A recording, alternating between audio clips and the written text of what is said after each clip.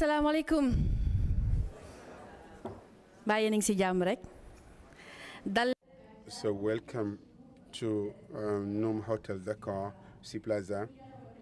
For those who are in the room and for those who are online, we are in streaming as well. There are some people listening online, so we'd like to welcome you to this final 2025, the Africa Prize for Engineering Innovation. Clap of hand, please. Welcome to each and everyone.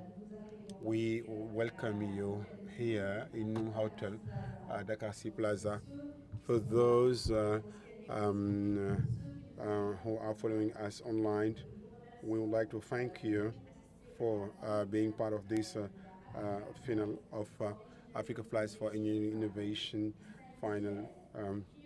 Noom Hotel, Dakar Sea Plaza, and joining online, welcome to the 2025 Africa Prize for Engineering Innovation final. So, my name is Maryam Beye, and I'm a television presenter, actress, and writer. I had the privilege of being the first woman to host a technology show TV in Senegal. Today, through my programs, I strive to highlight the role of women and the digital space and to raise awareness about mental health, especially among young people.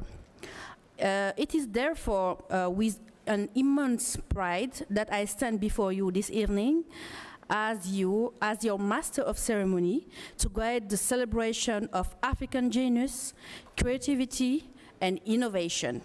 I wish you all a wonderful of inspiration and discovery. Before we begin, I have some housekeeping to go through. For those of you in person, there isn't a fire drill planned for tonight, so if you hear the fire alarm, it's not the case. Please leave through the nearest fire exit. There are 3 exits, one at the back, one in the middle, and one behind me. Please congregate outside on the patio, and we will try to get you back inside as soon as possible. I'm going to tell it in French.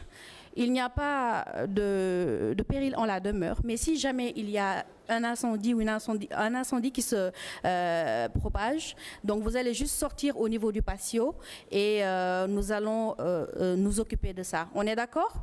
Mais ne vous inquiétez pas, tout va bien se passer. Okay? So, tonight, event will be primarily in English, but some of your speakers will be using French.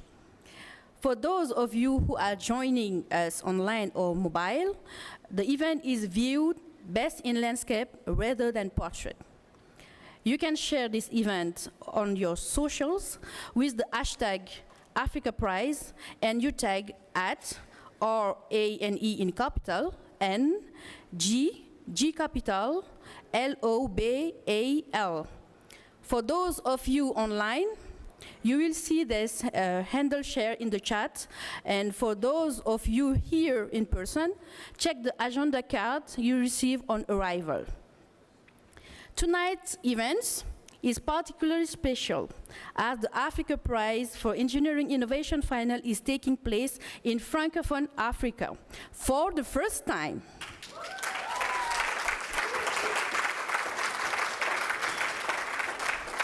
So, the Africa Prize is run by the Royal Academy of Engineering, a charity that works with outstanding experts and innovators to engineer better lives. To start the event tonight, I'm delighted to welcome Head of Judge of the Africa Prize, Rebecca Enonchong, to the stage. Rebecca is a fellow of the Royal Academy of Engineering, and she has been a judge for the Africa Prize since 2017. She is the founder and CEO of Apes Tech, a global provider of enterprise application solutions, the founder of African Business Angel Network, and co-founder of Active Spaces, a leading Cameroonian Rebecca will share more on why the Academy has chosen to come to Senegal this year and what the judge will be looking for when selecting the winner tonight. Over to you, please, Rebecca.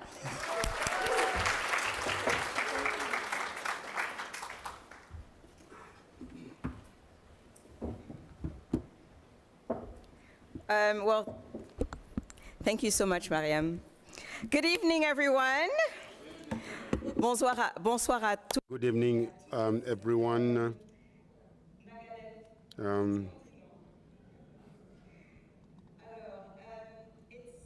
Joy to see so many of you here tonight for the Africa Prize final, and of course, a very warm welcome to everyone that's also joining us online.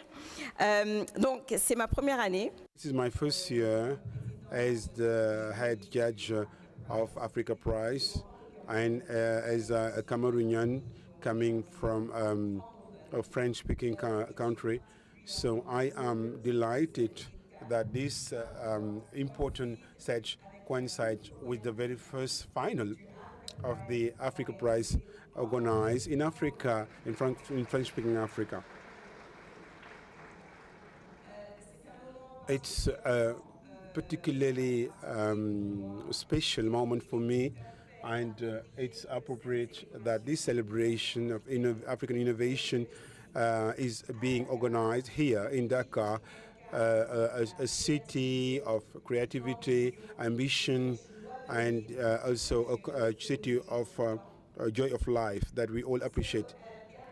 As Maryam said, has been running for 11 years, and in that time we've seen extraordinary talent and really groundbreaking innovations from across the continent. Mais soyons honnêtes. We must be honest.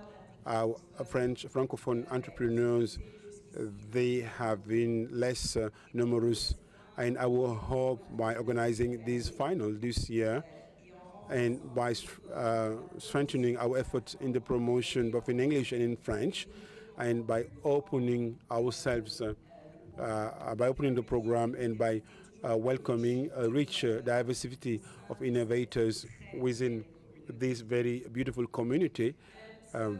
You know, Senegal has one of the more dynamic entrepreneurship ecosystems in Africa. There's a contagious energy. And earlier this week, our entrepreneurs visited local innovation hubs in Dakar and met with fellow founders, building exciting ventures. And they've already had a taste of what makes this ecosystem so special. And I'm thrilled that they'll engage even more with you, our incredible audience tonight. So you'll have an opportunity to share with our innovators today. So this evening, you'll hear from our 2025 cohort. You should stand up just for a second so we can all see the 2025 cohort, the full cohort of 15.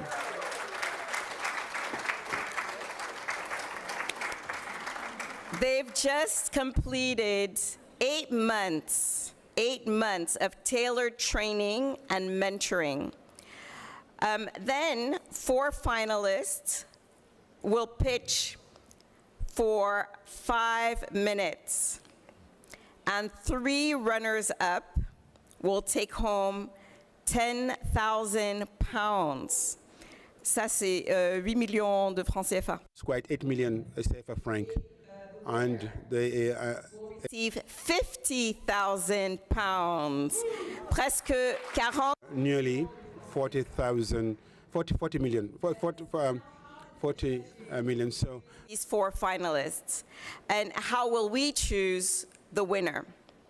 We're looking for an innovative idea, a business with a strong chance of success, with products people truly want to buy and pay for, We want an entrepreneur with vision and energy who understands their weaknesses and builds an effective team.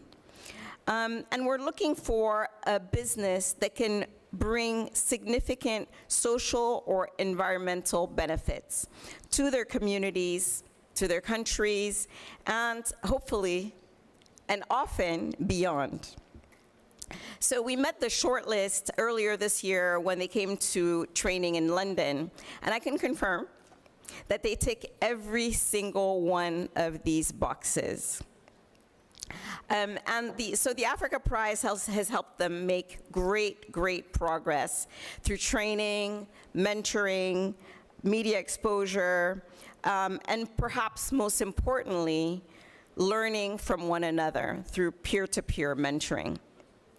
And they now join an alumni network of over 160 innovators, gaining continued access to training, funding, and networking opportunities designed to help their businesses grow. And so today, obviously, I'm not judging by myself. So let me introduce you to my fellow judges. I'm going to start with our guest judge, who's one of your own, Maryam Diop. Maryam is the founder of Dakar Angels Network, who recently left the International Finance Corporation to launch her own AI-focused fund. So Maryam, thank you so much for joining us as our guest judge, and really appreciate it. Next is Seyu Steve Tawiya. So he's not a first time. So Seyu Steve is managing partner at Jazza Rift Ventures, a digital health, medtech, and biotech VC fund located in Nairobi. This is Seyu Steve's third year as a judge. He did guest judging in Ghana 2 years ago. And for the first time, we have our next three judges. This is their first time for the Africa Prize final. So we have Richard Wild. Richard is a fellow of the Royal Academy of Engineering, and he's managing director of Thomas Keating Limited, a specialist aerospace and scientific instrumentation manufacturer based in the UK. Thank you for joining us, Richard. Next, Yewande Odumosu. She's the managing director at the Hoke Venture Fund, an early stage fund investing in founders building tech and tech-enabled startups for Africa and its diaspora. Thank you so much. And you're gonna see all these judges are absolutely amazing. And so last but not least, our fellow judge is joining us online. This is Ian Schott. I don't know if we can see Ian, but Ian is also a fellow of the Royal Academy of Engineering. He's the former president of the Institute of Chemical Engineers of the UK, and he's executive chairman of Schott Trinova, senior advisor to the board of Quotient Sciences, and he was awarded a CBE in 2009 by Queen Elizabeth II for his services to chemical engineering. So welcome Ian, who's online. All but our guest judge have participated in all of the judging over the last months to get to the 16 and then now to the 4. So huge thank you to our judges for giving their time and their expertise so generously throughout the year and for helping make this process both rigorous and inspiring. And of course, un immense merci to thank all the volunteers that have supported mentors, our experts, our technical reviewers, as well as our delivery partners, Veridian, and our communications partners, Willful and Empower, and everyone who helped bring this evening to life. Now, before we begin, I just want to say how proud I am of every single entrepreneur in this cohort. You've all shown resilience, creativity, courage, and what truly defines innovation. Really. So, bonne chance. Good luck to each and every one. Entrepreneurs and finalists, and to everyone here in Dakar and watching from around the world. Profitez de la soirée, laissez-vous. I hope you'll enjoy the night, enjoy the evening, et donc soyez inspirés. Je vous remercie.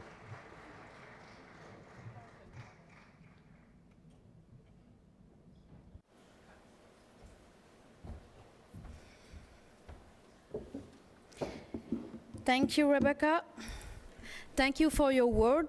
I hope that after this final, we'll have more French-speaking candidates. So, we have a packed lineup for you this evening, and later on we will hear from our 4 finalists. But first, 10 members of this year's Africa Prize shortlist will each pitch for 1 minute to be in with the chance to win the One to Watch award of £5,000. It's up to you.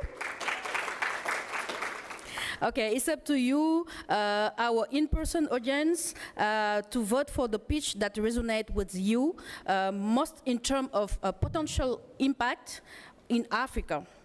Unfortunately, we have 2 members of the shortlist have not been able to participate in the final this year, but you can learn more about their innovation on the Africa Prize website, okay?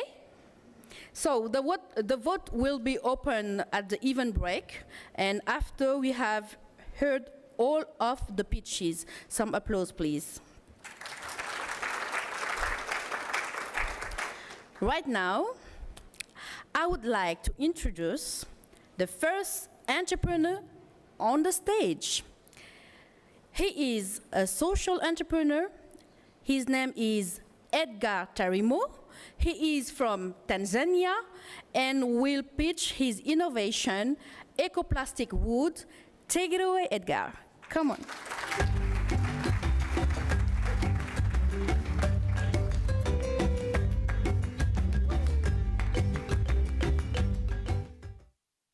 Imagine you are constructing your house or even furniture without having to cut down a single tree. My name is Edgar Edmund, the CEO and founder of Green Venture Tanzania. At Green Venture, we combine carpentry processes with modern recycling technologies to create plastic lumber that is used for both making of furniture and construction materials. We're not just a recycling company. We are redesigning what manufacturing of furniture and construction industry means in Africa. By partnering with companies such as Coca-Cola and Safari Camps Construction, we have been able to recycle over 1,000 tons of plastic waste. We have been able to create 12 full-time jobs and 130 jobs for freelance waste collectors. In turn, we have also been able to save over 5,000 trees, which are an equivalent of 4 football fields. Throughout expanding our activities, we are proving that environmental impact can go hand in hand with economic growth. Help us to spread our word, and by voting for Green Venture, you are choosing that you love trees and hate plastic pollution.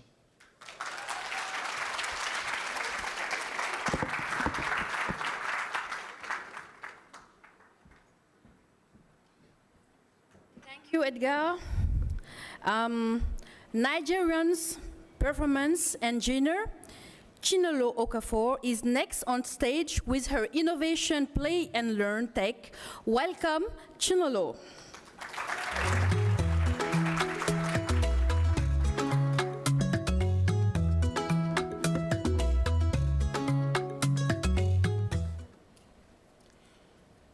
Bonsoir.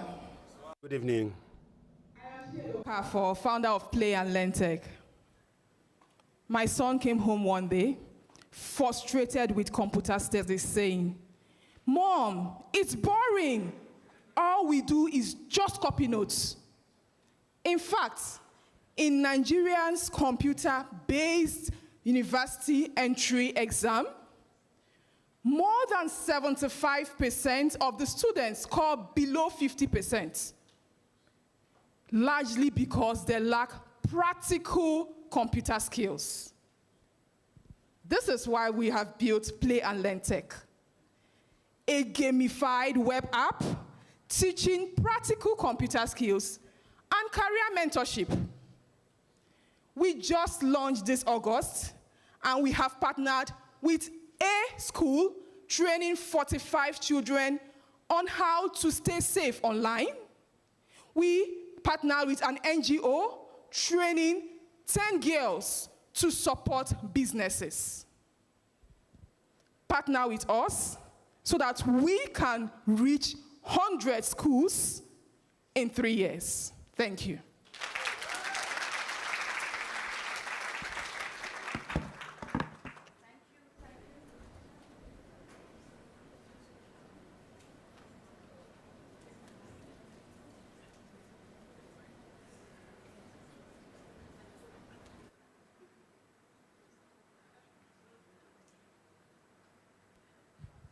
Okay.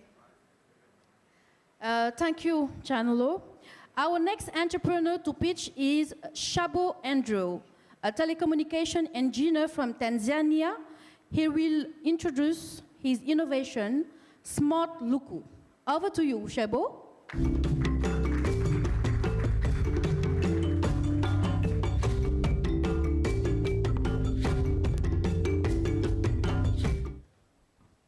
Bonjour. Good afternoon. Imagine living in a house with no electric power, not just because of nationwide power outrage, but because someone else in a rental shared property didn't pay his bill. This happened to over 20 million people in Tanzania, and we have the solution for that.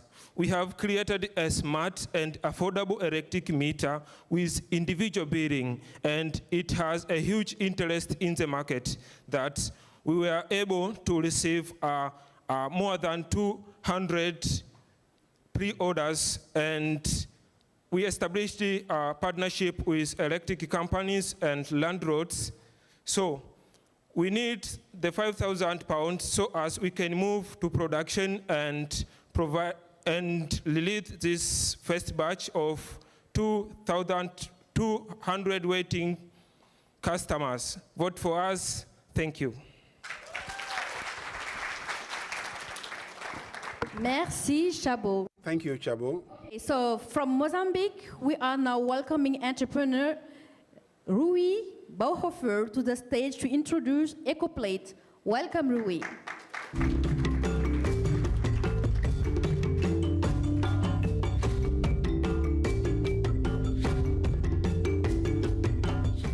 Salam alaikum. Imagine a world where it's free of agricultural waste. In Mozambique, farmers lose up to 60% of their income due to logistical challenges.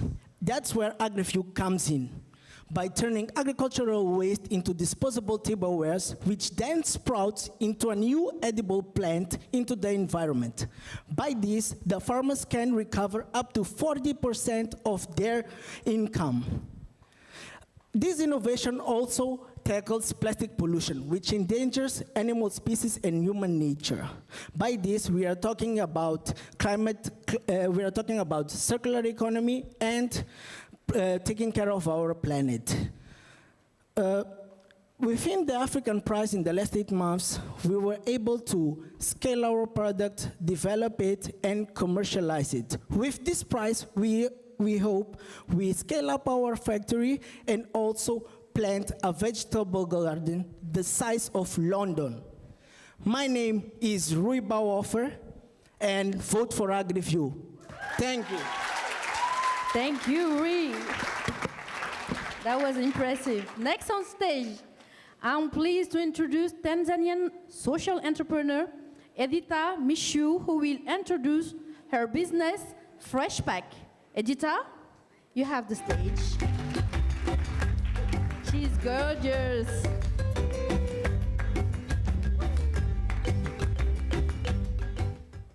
Bonjour. Imagine you are losing half of your income every day, not because you did not work hard, but because your produce could not handle the heat. My name is Edith Mshiu. I'm the proud CEO of FREng Technology, and we are here to change that. We created a solution that uses water and evaporation method to keep the vegetable fresh up to 10 days without the need of electricity, ice, or chemical. Since launch, we already distributed over 13,000 boxes, direct impact over 12,000 women vendors across Tanzania, reduced spoilage by 30%, and increased income to this vendor by 25%. As I reflect this struggle for vendor, I see the opportunity to make the difference. Be part of our journey by voting for FREng Technology in order to reduce post-harvest vegetable loss and empower more women vendors across Africa. Thank you. Thank you, editor. Oops. You good? It's the stress. It's normal.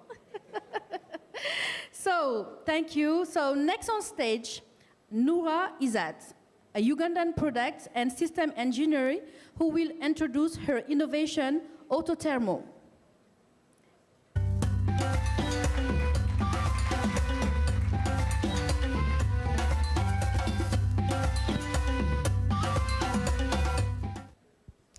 Hi, I am Noura Izzat from NeoSave. How many of you have ever cared for a newborn? Could have been yours, a sibling, or a patient, and felt that panic when you can't tell something is wrong. You are not alone. Across Africa, millions of caregivers and nurses live with this fear every day. And in many hospitals, babies' temperatures are only checked a few hours, leaving long gaps where danger can go unnoticed. Must we wait? No, we have done something, and we have brought for you Autothermo, a wearable device, easy to use, that is placed on the baby's arm to continuously monitor their temperatures and alert caregivers when something goes wrong. To date, we have trained up to 100 health workers and monitored 60 babies in 3 hospitals. Vote us to scale Autothermo not only in Uganda, but across Africa. Thank you. Whoa, whoa. Thank you, Noura. Next, we will welcome Tanzanian medical doctor Pascal Kija to introduce the Mkanda Salama Safe WAP. Over to you, Pascal.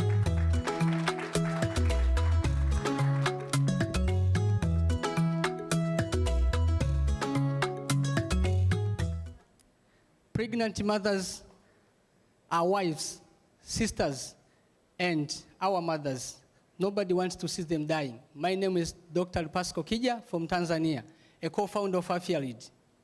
Did you know the world each year loses more than 200,000 women because of preventable pregnancy-related complications? And Sub-Saharan Africa bears the largest burden, where over 70% of the cases occur. The leading cause of maternal death is excessive bleeding after delivery. It's normal to lose blood, but it should not be excess. So at FREng, we have designed an easy-to-use and affordable medical device called Mkanda Salama, which empowers the frontline healthcare workers who delivers 60% of the population to be able to prevent maternal death resulting from excessive bleeding after delivery. Up to now, we have saved over 1,000 women in 2 facilities where we have distributed over 600 kits across Tanzania.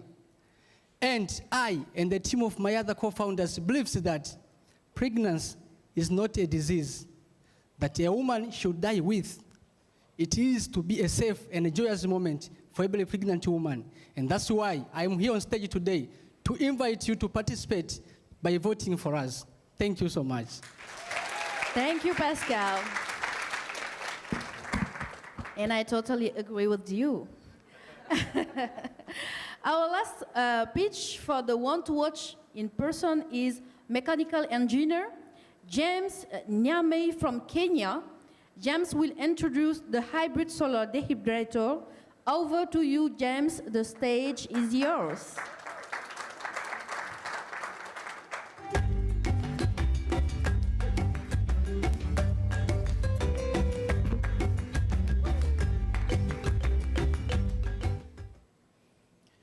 I am James Nyamai, CEO and founder of BioAfric Energy from Kenya. My journey began from a painful experience after watching my mother lose over 50 tons of pumpkins in post-harvest losses. But this is the reality of millions of farmers across Africa who lose over 40% of their harvest, amounting to over $4 billion annually. Current drying methods fail during the rainy and the cold season, resulting into yeast and mold contamination. At BioAfric Energy, we have developed all-weather hybrid solar dryers that ensure all-weather drying, reducing the contamination of yeast and mold. We have so far worked with over 9,800 smallholder farmers, reducing their losses by 80% and increasing their income by 40% through offering dehydration as a service model. We invite you to partner with us to impact over 30,000 smallholder farmers by the year 2027. Thank you. Thank you, James. Our next two pitches will be online, as unfortunately the entrepreneur couldn't be with us tonight. So we have first Margaret, our penultimate pitcher. Her name is Margaret Wenjiku, also from Kenya, who will introduce pollen patrollers.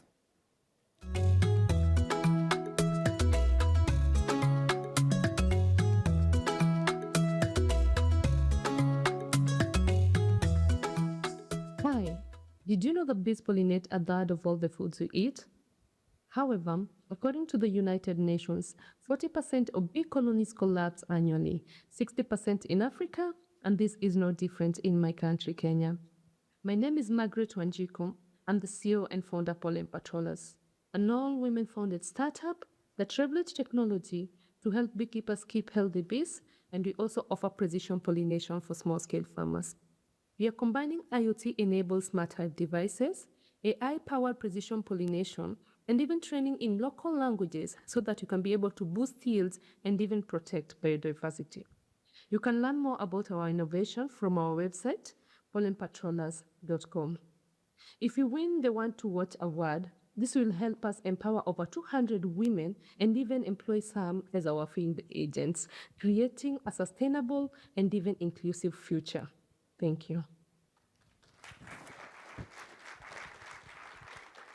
Last but not least, we have at least a Francophone one, Togolese software engineer, Sam Kodo, and his innovation, Farm Boat.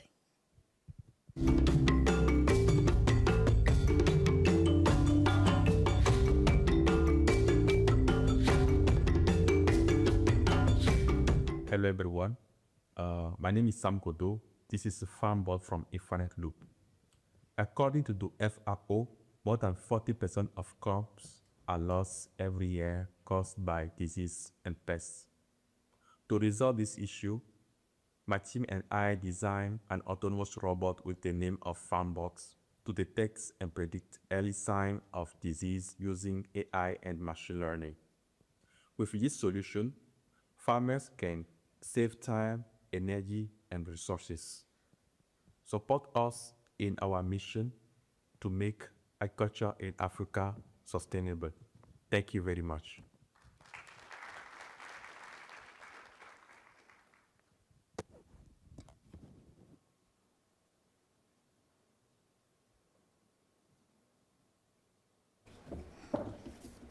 Okay. So, thank you for all your pitches. I don't know you, but me, I'm very impressed by all the pitches. We have so many positive energy. Don't you feel that? Yes. I don't feel you. I don't know why. Can you give me more positive energy? Okay. Because they are doing very, very great. So yes, much more applause, please. So, as I mentioned before, the vote for the Want to Watch pitches for our in-person audiences will open in the break.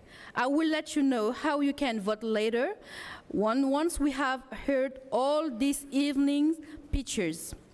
So, the Royal Academy of Engineering is grateful for the support it's received from a number of individuals and organizations in the lead-up to tonight's events. In particular, the support from British Embassy here in Dakar and Senegalese in Tech has been crucial. We will hear from the British ambassador later this evening. For now, I would like to welcome Carine Vavasseur, the stage member of Senegalese in Tech Board. Carine will introduce Senegalese in Tech and explain why it was important for them to be involved today. So, Carine, can you just come and join me on the stage?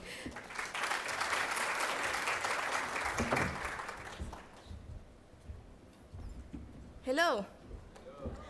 You good? I want to feel the energy too. You good? Great. Welcome. Welcome to Senegal. Welcome to what we call the Teranga, the land of hospitality, but also of opportunities, right? Now I will switch to French. So if you need headsets, it's the right time for you to take them. Communauté. Now, in Africa, we said that in order to raise children, it will take a village. You have already heard that expression. The community, we live it, we experience it, we see it, it is in our culture. The community is also what Africa Prize will remind us when we see 160% that represent a family that will join.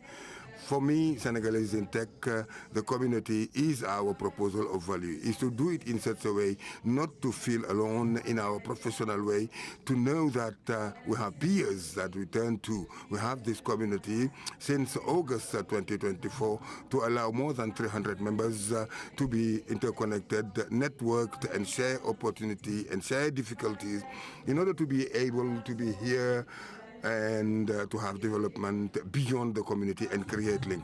Now, among these 300 members, some of them are here, and I would like you, Senegalese in Tech, can you stand up, please, so that people can see you?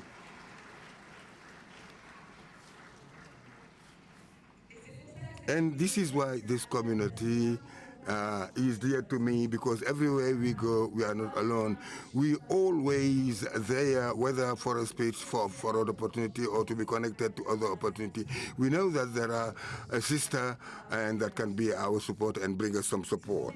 Now, these are engineers, these are entrepreneurs also, these are managers, directors, students. It is a community that is intergenerational. And there is the notion of giving the flag, handing the flag, which is very important, whatever the generation. Our mission is to build a living group of expertise, Pan-African one, and this expertise, we want to give it value in their plurality. Now, naturally, then, the mission of Africa Prize resound on us, and it is with great pleasure that we accompany this beautiful adventure.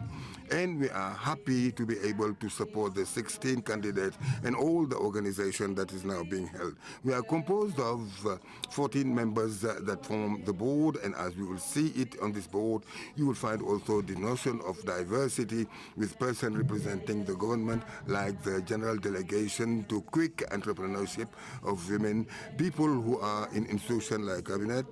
We find also members of startup, Digital Africa also represented here. A member of Digital Africa is member of the board. We have the advice also.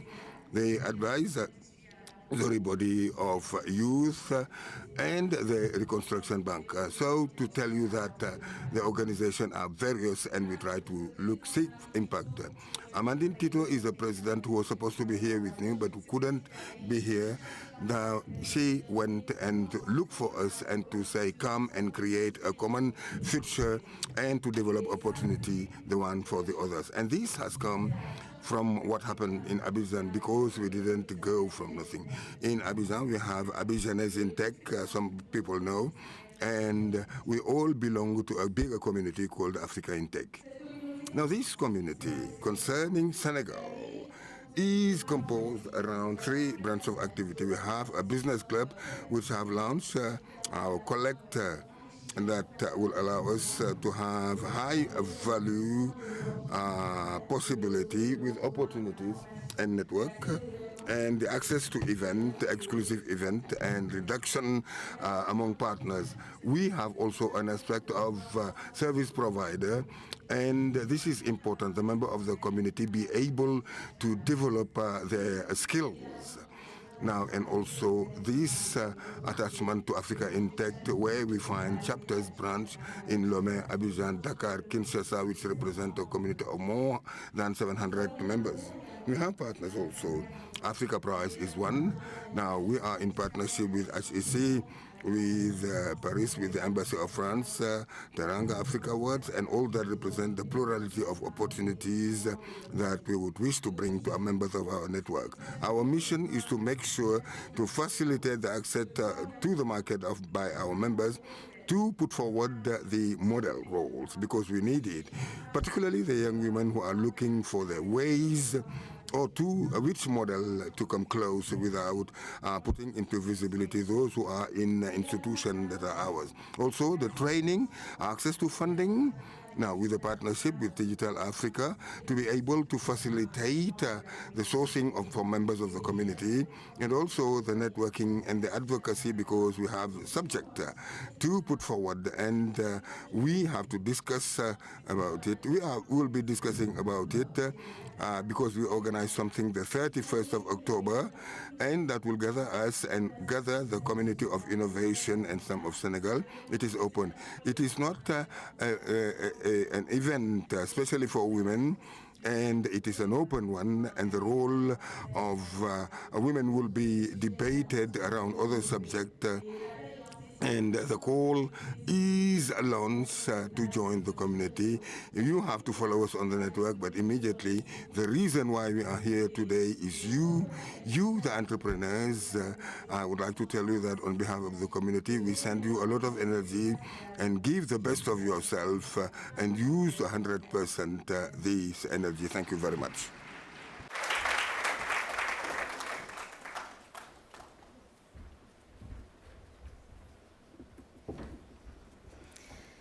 Thank you so much, Carine.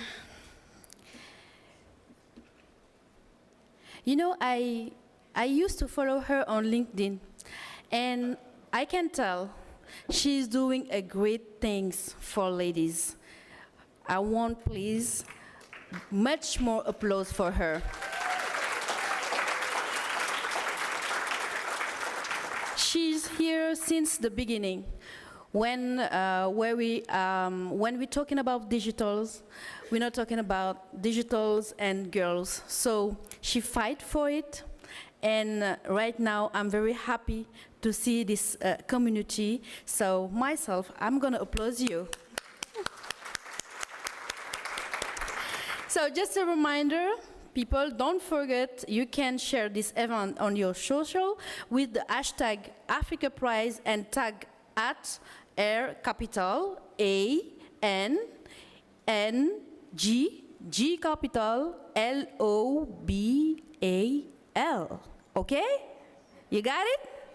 Okay. So we will now hear from the 4 2025 Africa Prize finalists. Each of the 4 finalists will deliver a 5-minute pitch presentation. After their pitch has finished, there will be a 6-minute question and answer session with the Africa Prize judges, led by head judge Rebecca Enonchong. There is also an opportunity for you, the audience, in person and online, to submit your question. For those of you here in person, you can submit your question using Slido via the QR codes or the card you receive at the registration. For those of you watching online, please click on the link in the chat on YouTube. Once you are in Slido, you can submit your question in the Q&A tab. Now, please, let's hear from the 2025 Africa Prize finalists.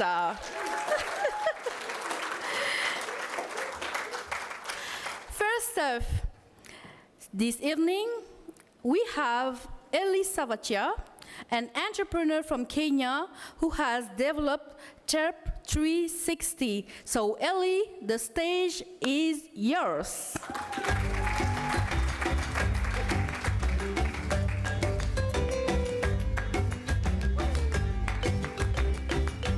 Bonjour. With a quick show of hands, if a deaf person walked into this room, how many of us would be able to effectively communicate with them?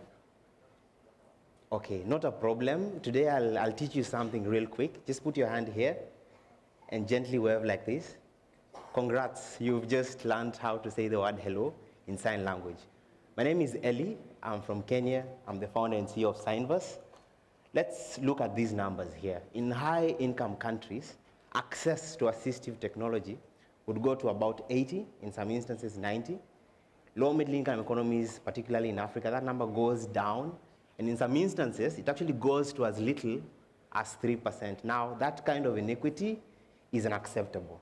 In Kenya, we have approximately 800,000 people who suffer from hearing loss. In Africa, WHO prospects that this number goes to about 40 million. That's very alarming. Globally, 5.5 million people. And research from Gallaudet says that looking at the interpretation landscape for just hearing human interpreters alone, and also looking at the interpretation market, is approximately 1.2 billion. So organizations want to integrate deaf people, but do not have the tools to effectively help them do this. So what have we done to solve that? We've built TAP 360, which is an all-in-one platform for sign language interpretation. We like to think of this as a visual Google Translate for sign language. How does this work? So think text and speech input and virtual realistic characters signing this content at the comfort of a device. Could be a mobile phone or a laptop. And this, ideally, we're also looking at another product in our portfolio, which interprets content on websites, and it's TAP 360 embedded into that. And let's talk a bit of what we've been able to do. So far, we've shipped the first MVP. Text and speech to sign language is working. Since we got into the Africa Prize program, we had 2,300 words. We've scaled that to approximately 9,000 words on our database right now. And we've also secured $2 million as a grant from Google. This is not an intent letter. This is funding that we actually have currently, and we are actively deploying it to push our product development and the entry to market. Then looking at our business focus, we are focusing on B2B and B2G, where we offer tiered subscription models to businesses and government from $300, $1,000, and custom pricing depending on the volume of translation. And our products ideally is TAP 360, accessibility as a service, so think website integrations, and also content, ideally public-facing messaging. And we have actually conducted experiments that were paid.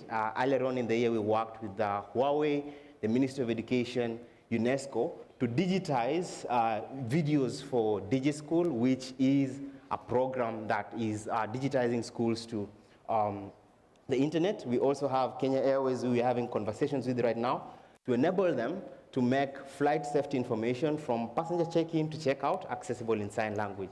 We're a team with expertise across software engineering, design, and also machine learning, data science, and we have deaf representation in our team. We work closely with more than 30 deaf signers who ensure the cultural authenticity of our solutions, and we're being supported by a very strong advisory board, still recruiting, with expertise across global assistive technology markets, language development for deaf children, and government consultancy as well. One of our advisors was part of the team that did the strategic plan for the Ministry of Education the few years. We also believe this is not just a problem that can be solved by Signverse alone, but would rather take a lot of collaboration, and we are backed by very strong partners and alliances. And our ask today, given that we've raised capital, and the nature of our capital does not allow us, it's restricted, and we think with 50,000 GBP, we're able to have some strategic defensibility of our intellectual property and to enable this to scale to market faster. And also our ask would be to the Royal Academy of Engineering and the vast network of engineers within the network, particularly on the research that we're doing with scaling datasets, to have access to that expertise to help us scale that across the continent. Thank you very much, and we say like this in sign language. Thank you and welcome.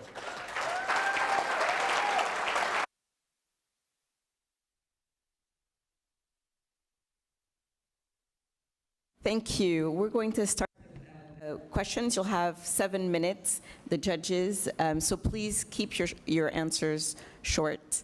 I'm going to start with you, Steve. Hi, Ellie. How are you doing? Sasa? Okay.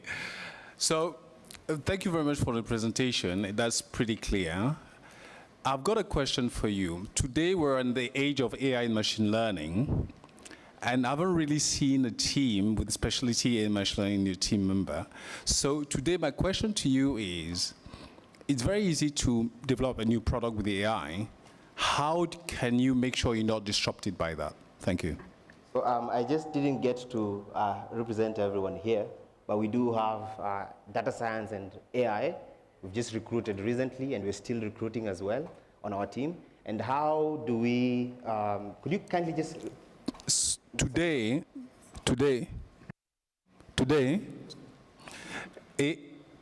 anybody can develop a product with AI very quickly. How do you ensure defensibility? Thank you very much for that question, Sheu.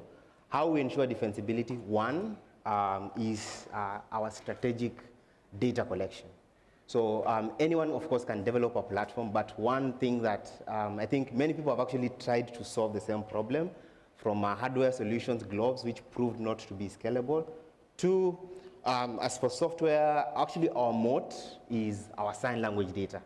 With the investment we've received from Google, we've strategically set up a motion capture studio in Kenya that is pumping data sets, approximately 1,000 words in a day. And over time, with investments and approaches that you're putting into scaling data sets, that would actually be the hard thing to replicate in terms of building a solution that's similar to this. Thank you. Great, Maryam. Hi, Eli. Thank you for a great presentation. Building on actually Steve's question regarding AI infrastructure, I'm wondering actually how are you building localization capabilities to support the diversity in African Sign Languages at scale, especially at scale? Well, in the first market, I get it, but at scale. Thank you very much. So how are we building this to ensure that it's contextually relevant, particularly for the African market? So sign language in its nature, it is very diverse. So there's Kenya Sign Language, Tanzania Sign Language, Senegalese Sign Language. So how we are approaching this, so for starts, we're collecting the Kenya Sign Language dataset. We've established partnerships with linguists, sign language organizations, and we collect vast datasets for Kenya. So ideally, how we will scale this from country to country, we'd need access to datasets, and we're actually building the infrastructure to support scaling this across that. Then also, all the data we're collecting is actually collected by deaf individuals, not even interpreters. Counting Kenya, we have more than 30 deaf signers, and that's the strategy that we've put. And we have validation protocols as well with the deaf community. Thank you. Thank you. So we have a question from our remote judge. Ian wants to know, you did get $2 million from Google, and he wants to know if Google is trying to manage you and your business model. So with that, if Google is trying to manage us and our business model, I think that's open to a different interpretation. As it stands right now, Google has SignGemma, which is a product that's doing the opposite for what we're doing. So pretty much sign language recognition. For our case, we're doing sign language generation. What we have that even Google does not have is sign language data that is specific for African datasets. So even if Google would scale SignGemma, or alternatively start doing the opposite like us, they would need access to this data, which is not in the public domain. It has to be collected. Just to clarify his question, he wants to know how involved they are operationally. Yeah. Or are you independent, or are you dependent on Google? Are they trying to manage you? No, actually, so what Google is offering us is we have a project success manager and an AI coach who ideally are more of an interface with the entire Google ecosystem to just give us access to the right people for the right mentorship and for the right resources as well. But we are ideally executing the roadmap independently as the Senegalaises team. Okay, and there's, we have a little bit more time. So there's a question from the audience, and they want to know, given that you've already raised this $2 million from Google, why is this prize so significant to your mission? That's a very good question. So why is this prize significant to our mission? So tying the nature of the Google grant, given its philanthropic nature, we are restricted with regards to, say, some aspects. So we think with the nature of the Africa Prize money, we are able to further strategically develop IP that we can further use to commercialize and our mission moving further ahead. Could you just clarify just a little bit, because the question keeps coming up. Were there any strings attached? I know you said restrictions, but any strings attached to the funding you received from Google? The only restriction that we have is with regards to IP that is created as a result of that funding, given its philanthropic nature. And we think with funding from the Africa Prize, we can now strategically lock in IP that will be of further commercial value to the company moving forward. Yeah. Thank you.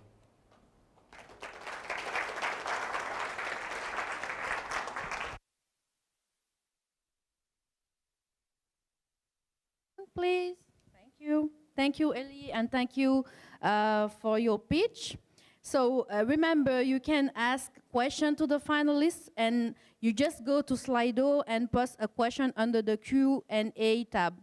So right now, we have Ugandan biomedical engineer Viviane Erinetri and her business New Nest. Over to you, Viviane.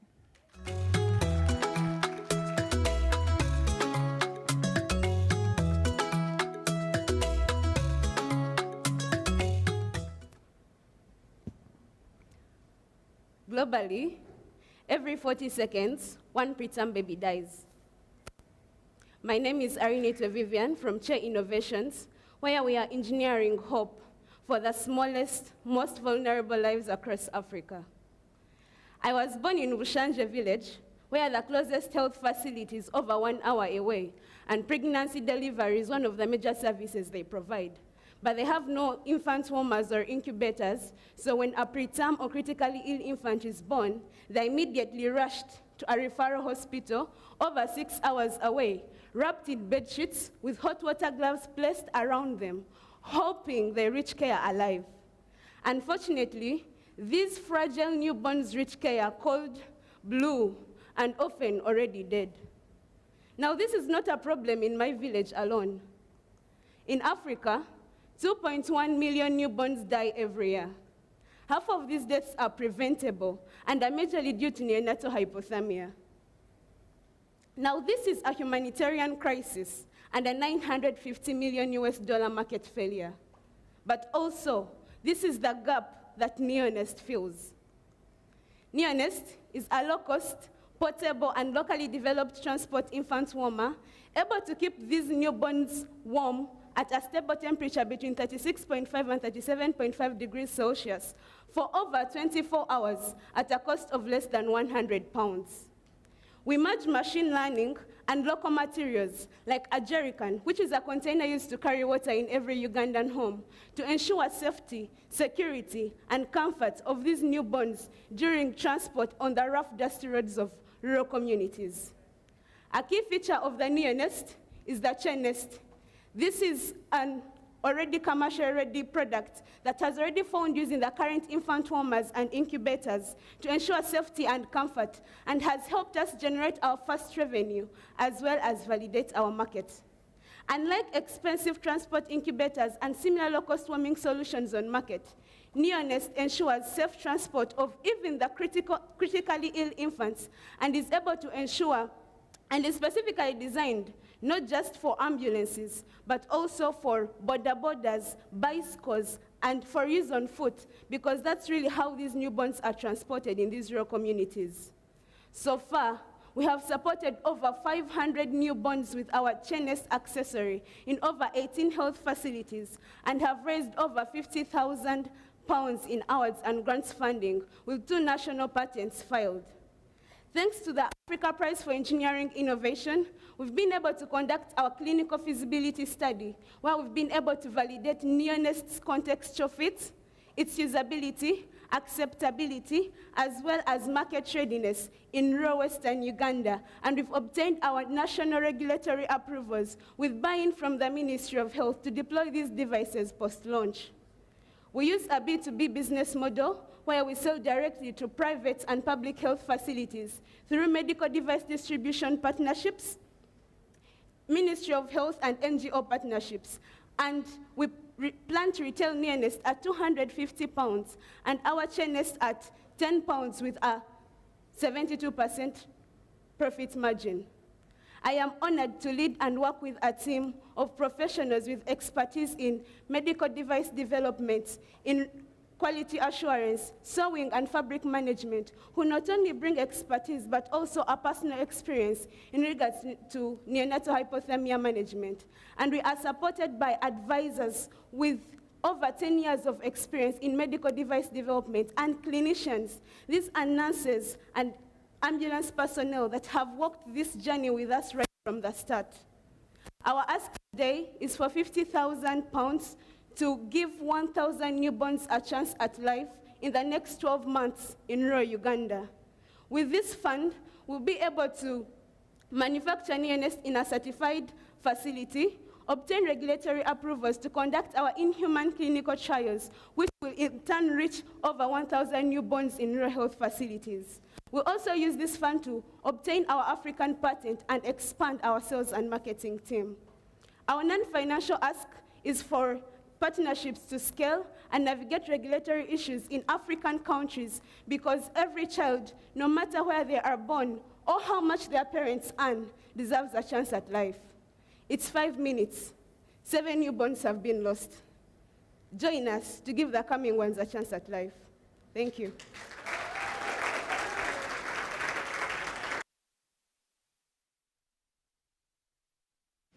Thank you so much. I'm going to start the questioning, judges. Yawande.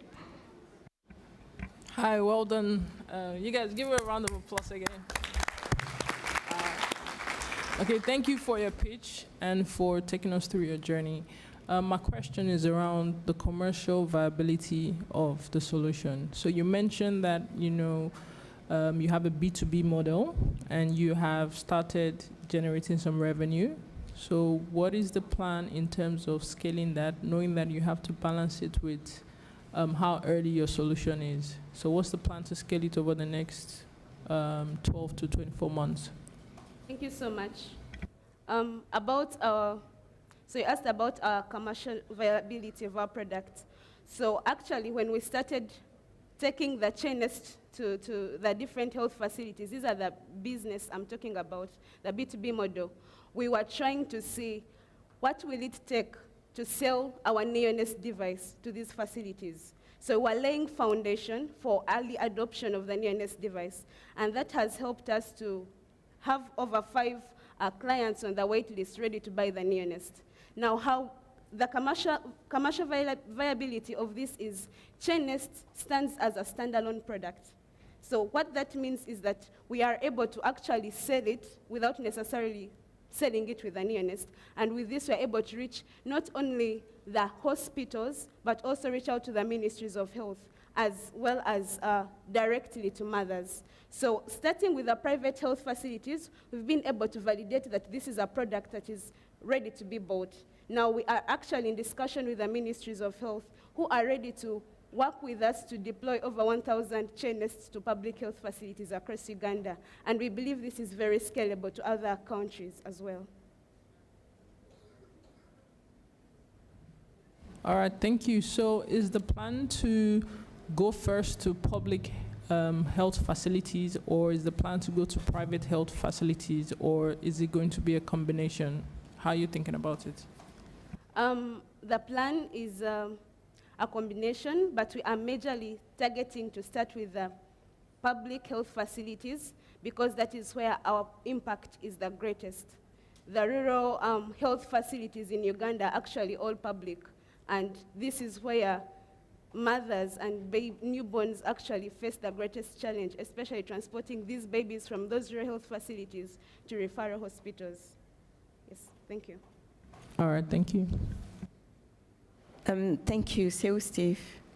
Thank you very much, Vivian. You've done well. So, as an investor in healthcare, medical devices, etc., I've got a fairly good understanding of this market. So, tell us a bit more about how you're going to fend off competition, because I know of other products in the space, and really differentiate yourself to truly scale. So please tell us about the competition. How you differentiate yourself with competition? Thank you. Thank you so much. Yes, we do realize there is a lot of competition, especially in the newborn warming market. And how we really, truly stand different from the current solutions on market is that our focus is context appropriate.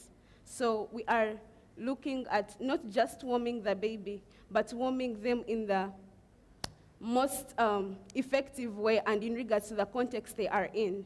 I am talking about not just transport in an ambulance, but on a boda, on a bicycle, and on foot. So what really differentiates us is we are building a product that is locally repairable, that is low cost, but then also when it comes to its usability, it's really contextually appropriate, and the users have approved that this is a product that will work for them in any transport scenario. Thank you very much. I have a follow-up question, but maybe, yeah, okay. So thank you very much for the response. The other aspect I wanted to ask you is, with your focus on local, how are you going to scale that product in terms of manufacturing going forward then? Thank you.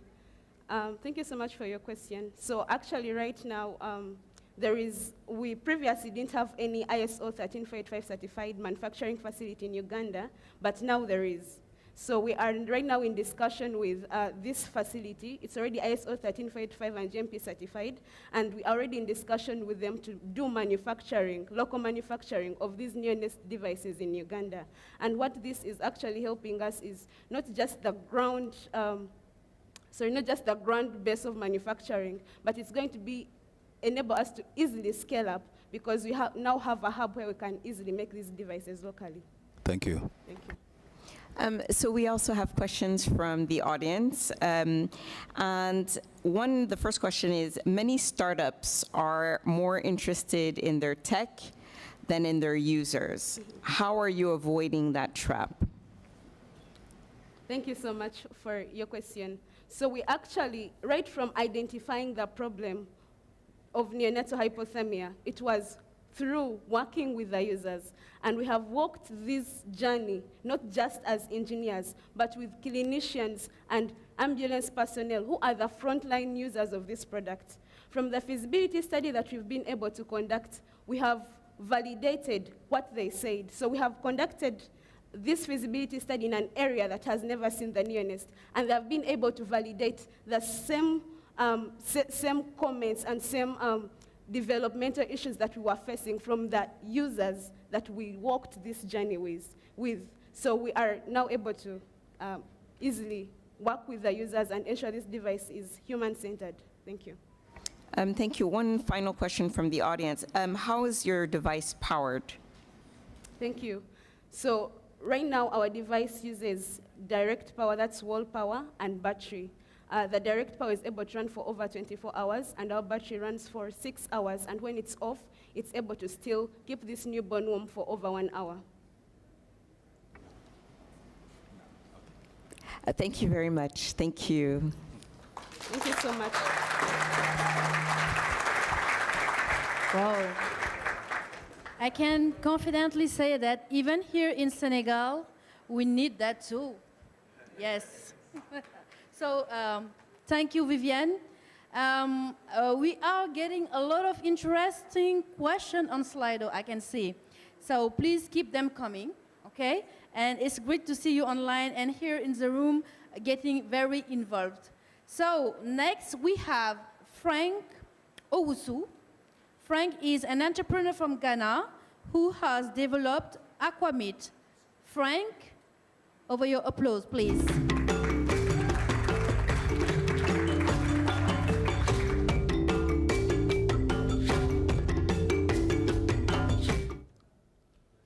Good evening, everyone. My name is FREng Owusu, co-founder and CEO of Aquameat. So, growing up, I lived with my grandmom who loved fish a lot, and that ignited a passion in me to also love fish. 7 out of 10 Ghanaians will consume fish as their protein source on a daily basis, and that is the case of 7 out of 10 people also in Africa. But smallholder fish farmers could lose, but we are currently experiencing a shift in our marine fisheries, where we are reporting low yields from the marine sector and then triggering over 250 million worth of fish imported into the country annually. Aquaculture presents a unique opportunity for us to offset this fish deficit gap. It is worth $8 billion in Africa and employs over 1 million fish farmers in the sector. But these fish farmers are struggling. They could lose 16,000 metric tons of fish that is able to feed over 750,000 people annually. This is due to poor water quality monitoring and management. These fish farmers do not have the tools that enable them to overcome this challenge. And this amounts to some $34 million that is worth annually as a lost income to these fish farmers. And then it also contributes to 36,000 metric tons of carbon that is emitted into the atmosphere. We designed Aquameat and developed it locally to provide fish farmers with real-time access to fish health-related water quality parameters that does not just provide data, but provides alert systems and notifications with recommendations and advisory support that help them to cut down the rate of fish mortality by 45%, increase their yield by 35%, and then also avoid over 2,500 metric tons of carbon that is lost during every production cycle by these fish farmers. We are already making impact. Our business model is simple. We began by listing the product at $35 per cycle, where we gathered a lot of feedback from these fish farmers, and then it has helped us to be able to make our first initial sales by selling the product at $185.9. And we are basically conducting our sales through market training, workshops, and then also robust market community engagement with these fish farmers. And we've been able to generate $11,000 from this, our model, and we've been able to build strategic partnerships. Notable among one of them is Durandal, which through the Africa Prize, we were able to get expert advisory to close a distributor deal with over 50,000 fish farmers in their network, and they have also been able to give us or committed a monthly 100 orders of our products. We are a team of committed young people with diverse background in aquaculture and then also engineering. And we are also being supported by our advisory board who have experience in sales, marketing, and then also in the aquaculture industry.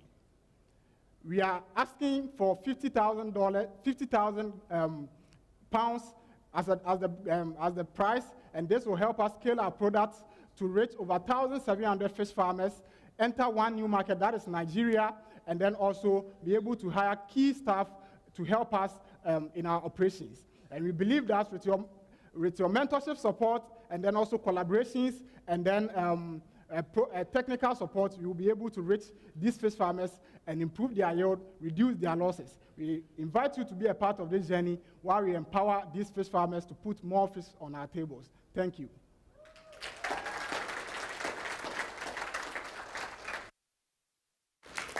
Thank you so much, FREng. I'm going to start with Richard. FREng, how are your current customers helping you find new customers and growing your market, and particularly how can they help you do further innovation in this world, because it's not just temperature and other pollutants can cause trouble, but disease, and how are they helping you look forward in that direction? So this is a very important question because you're already in the market, and most of the our sales have been with word of mouth, farmers recommending us to their fellow farmers because they have a network. And that also triggered us to move from the leasing of the product because fish farmers wanted to own the product themselves. And then we began the sales this year, which we've sold 50 of our smart water quality device. And then getting this data from the farmers, we then went further through our farmer engagement and workshops. We identify a challenge with fish diseases, which we are basically developing a platform that helps these fish farmers to detect fish diseases using our mobile app. And then during the Africa Prize too, our product mentorship also helped us to be able to unlock 4 new additional parameters in addition to the 3 that we were doing. So we are able to now do ammonia, turbidity, EC, and TDS, which previously you will require different set of devices to do, but we are able to do all of these on our device. Thank you. Do you have a follow-up to that? If not, I will go to Maryam. Hi, FREng. Great pitch. So I'll probably ask 2 questions in one, if you allow me. The first would be, why did you choose to solve this problem specifically? And the second would be, what are the top 3 problems that are currently keeping you awake at night? Thank you so much. This is a very interesting question. I have a background in fisheries and watershed management. One of my assignments as a teaching assistant was to visit fish farmers and provide extension support. One of my visits, I met a young farmer who is also young like me, and he has lost over 2/3 of his fishes to ammonia toxicity. And this was a very great challenge to him because he has invested a lot of money into the business, and then just after 5 months, the fishes are supposed to take 6 months to maturity. 5 months, he just wakes up and all his fishes are gone without having anything to actually compensate him for. And we decided to validate this market further. We sampled some fish farmers, conducted market research, and realized that this was actually a problem that needed to be solved. There were existing solutions that these farmers could use, but they were both expensive, and then they didn't also provide interpretation that allows smallholder fish farmers to use. Because the fish farmers do not just want data, they need to understand the data and know exactly what to do. So that prompted us to build Aquamet, which does not just give the fish farmers data, but also transmit and help them to understand the data in forms and in languages that are easily understandable. Thank you. And the second question was the top 3 problems. The second one, sorry. Okay, so the top 3 problems that keeps me at night. I think one of them happens to be the fact that one of the top 3 problems that always keep me at night is fish diseases. One of them happens to be fish diseases, because fish diseases are so complicated that if there is an outbreak of streptococcus, there's a high chance of 95% to 97% of mortality. You will not get anything back.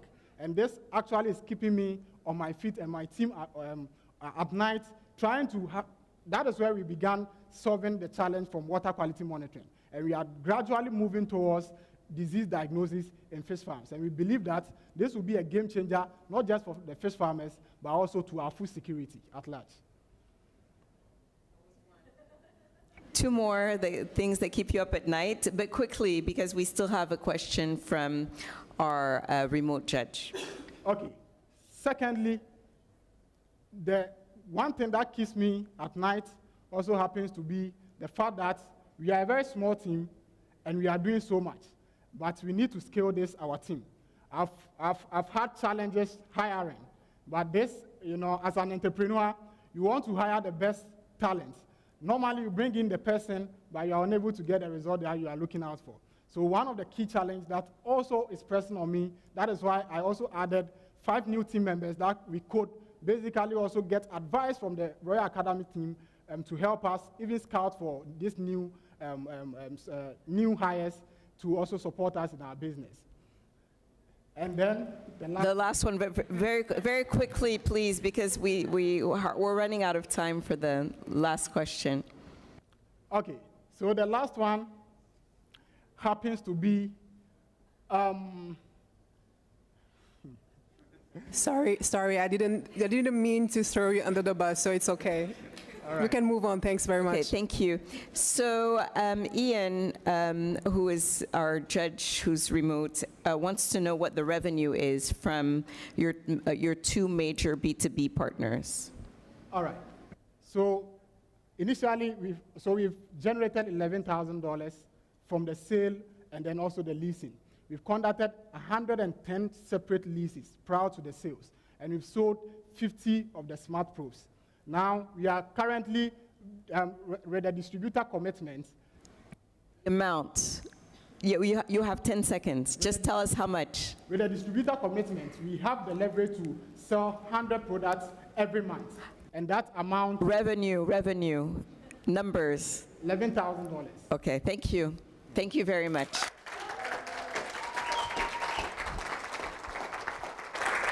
FREng. Thank you, FREng. I'm calling him Mr. Blue, the friend of fish. And I think here in Senegal, we're going to follow closely Aquameat because here we love fish, as our traditional meal is chebujan. You guys have to test it before you leave. Chebujan, you already tested? Okay. So, yeah, thank you, FREng. Applause, please. Thank you. So our last finalist to pitch this evening is electrical and electronics engineer Carol Ofafa, who will introduce her business, eSafari.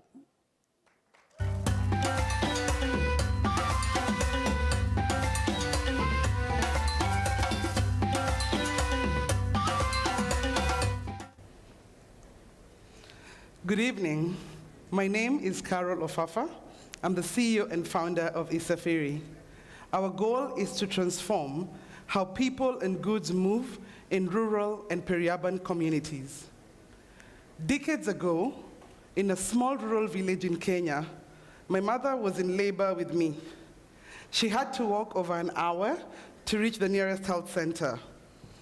My grandmother before her walked 8 kilometers every day, from the shores of Lake Victoria to buy fish to take it to market. But why is this problem still relevant today? African women spend billions of hours every year walking, simply to access basic services such as education, healthcare, food, and water. Why, you may ask? This is because fuel is expensive, and vehicles have a very high upfront cost. We also have a problem with flexible payment options. These barriers are limiting access to economic development. This is a £1 trillion global problem. And by 2030, Africa has the potential to provide £2 billion in this market. As the climate shock intensifies, rural communities, and especially agricultural communities, suffer the most. Africa's fast-growing population is the fastest growing population in the world, and you'll find that infrastructure gaps will be economic and humanitarian crisis tomorrow. However, with the convergence of tech, capital, and political will, we can solve this problem today. So this is why the mobile money market worked, because we leapfrogged from an outdated system into a new solution. And that is why we've built eSafari. eSafari is a one-stop solar-powered charging hub that comes fully retrofitted with 3 of our key technologies: a battery swapping cabinet that is RFID enabled, a 3-kilowatt boost charger for low-cost charging, and we have also retrofitted a hybrid wind and solar portable flat pack for agricultural solutions. The hubs come deployed with 20 electric motorcycles and 5 electric cargo loaders. This ensures our communities are served with sustainable and reliable mobility solutions. But we go further. While working in these communities, we have learned that for economic empowerment, we must pair sustainable transport with productive uses of energy. Therefore, we have locally retrofitted and assembled an ice maker that is used to support fisherfolk and fresh vegetable farmers as they transport their goods. Our riders have reported nearly 40% savings on fuel costs. In just 24 months, when we launched our first hub in 2023 August, we have now launched 6. We are supporting 105 customers every day, and we are raising up to £5,000 to £10,000 revenue every month. And just in 2025, we have raised our highest revenue yet from our operations and EPC contracts, which is £100,000. We have provided 100 jobs in our communities, and we have avoided emissions equivalent to 17 transatlantic flights from New York to London. We were recognized as the Earthshot innovators out of 24 other companies, and this has given us visibility and credibility in this sector. In order to scale, we are providing a micro-franchise model to our agents. This model ensures a 30% return on investment with a 24-month payback period across the 3 revenue streams. We have a capable team that has over 20 years' experience in microgrid technologies and power system engineering. Our story is one of collaboration to drive Africa's transition to a sustainable future. And that's why we rely on our expert advisors who bring with them a wealth of knowledge in multinational expansion, product development, as well as policy engagement. In order to refine our product and expand our market, I'm here asking for your support today. We are seeking a $1 million investment to support our growth over a 2-year period. With this investment, we are going to be able to deploy additional hubs and also deploy additional fleet. We have already secured £500,000 from equity and also grants. We're planning to develop our IoT offering. The Africa Prize has taught us that our solution has the potential to offer huge impact. And that's why winning this prize is important to us, because then we can hire a mission-aligned CFO.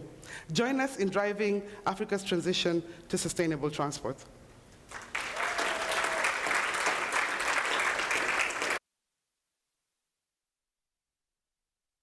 Thank you so much. I have a question.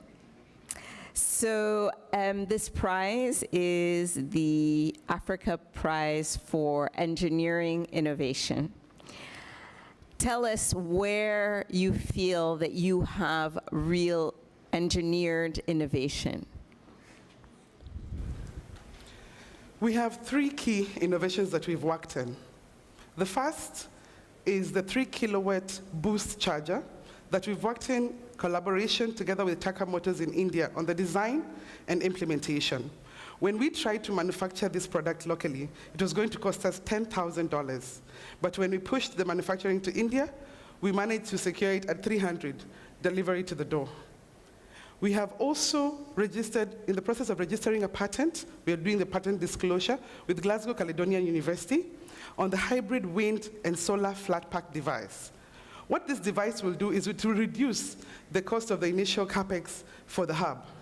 It will also be used as a device that can be deployed for irrigation and other agricultural activities around the hub.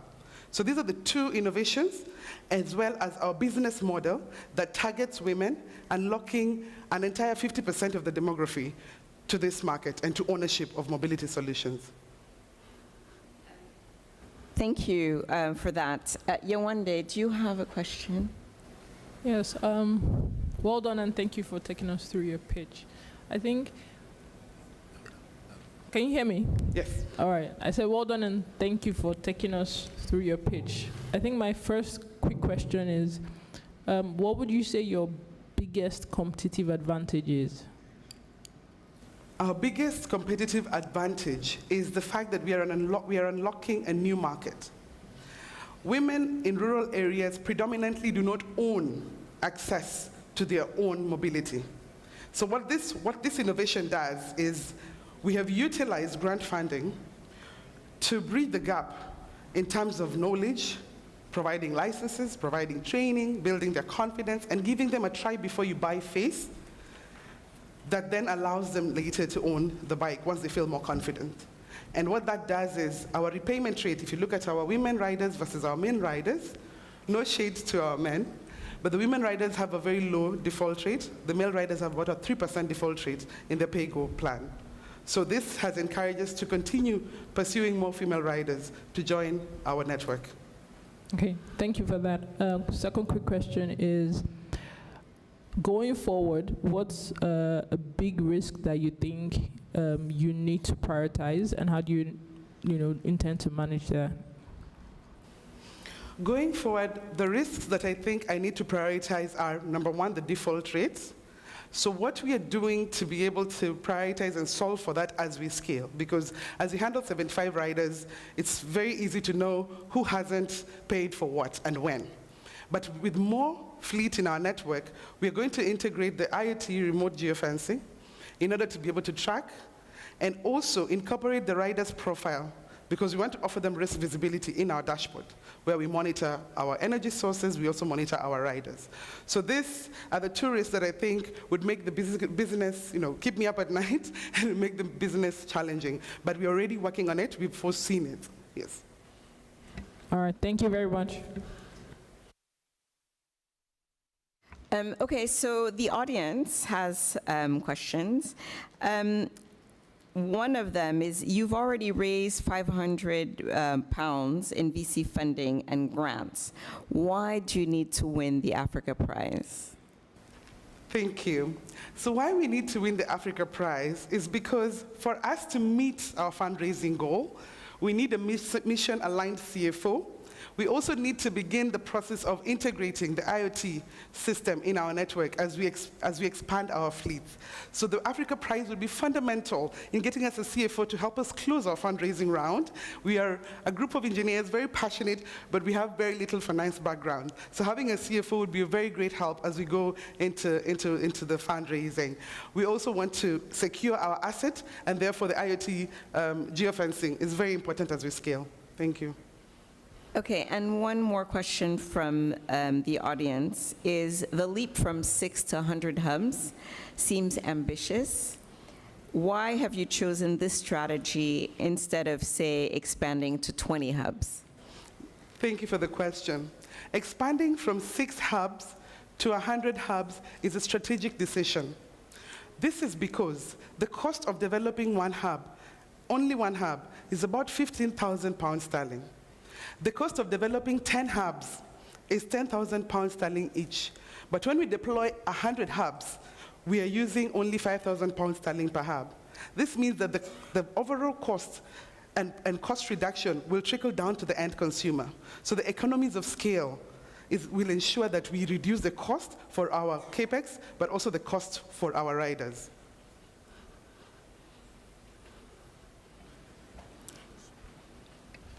Thank you very much for the responses. I have one question on competition.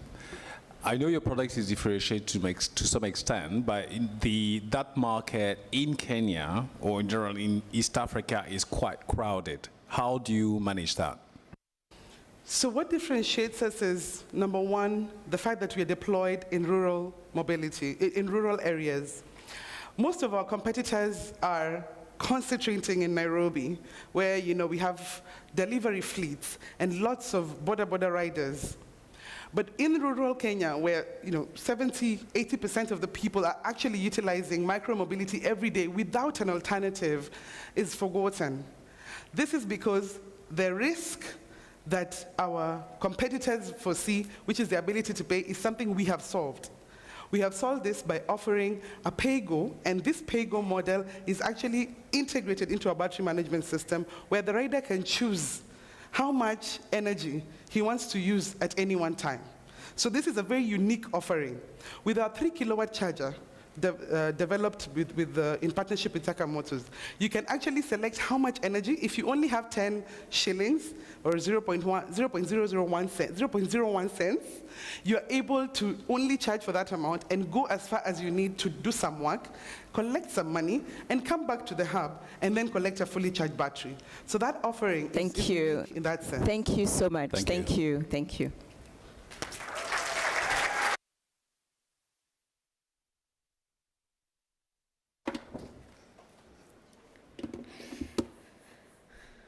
I want please a round of applause for our finalists. You know, I think that all these projects presented represent a solution to a problem in Africa, whether we are Tanzanian people or Senegalese people. So, huge congratulations to all our finalists, and I'm so impressed with the amazing innovation that have been showcased this evening. So now that you have heard from all the entrepreneurs, it's time to get involved. How? The vote is now open for the one to watch pitches. Please. It is only our in-person audience who can vote tonight. Please scan the QR code on your registration card. Oh, I'm seeing people. They're voting. Cool. So once you are in Slido, click on the polls tab and vote for your favorite candidate. And you can only vote once. Okay? But you can change your vote if you accidentally, I say accidentally, it's important, if you accidentally click on the wrong person the first time around. Is it clear for you? Okay, so the winner of both the African Prize and the One to Watch award will be announced at the end of the event. Your vote can make the difference. Don't forget that.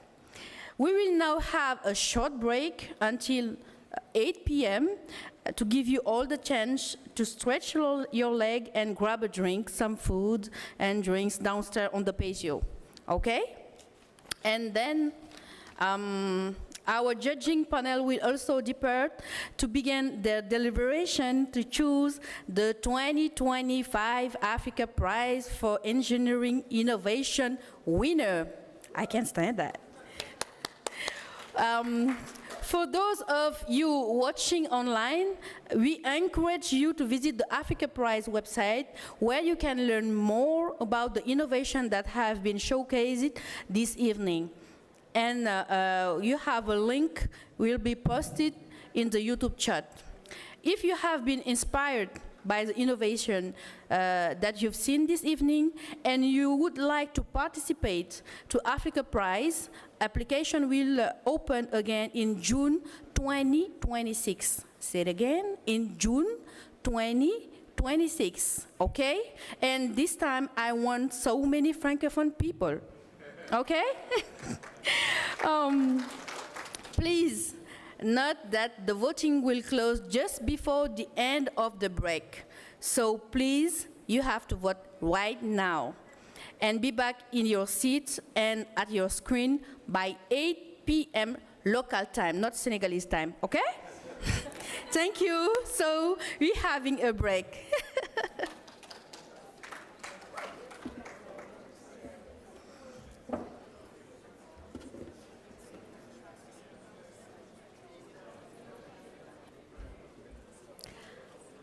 Welcome back, everyone. I hope you enjoyed your break, and for those of you here in person that you vote for your winner of the One to Watch, please note that the vote is now closed.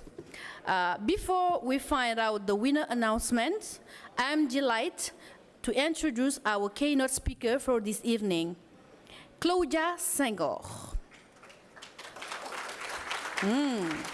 I see. Claudia Senghor is an agroeconomist, an agricultural consultant, and an entrepreneur with a focus on sustainable development. You may know her through Agrobabe and her social media platform that focuses on providing advice on the development and management of agricultural and agri-food business. Claudia's ambition is to actively promote agricultural entrepreneurship in both Senegal and across Africa. And she particularly wants to help young people discover the great opportunities offered by the agricultural and agri-food sector. If you don't know who is Claudia still after my presentation, for those who don't know her, she is the one who don't reply to the inbox of our president. Thank you, Claudia, on stage.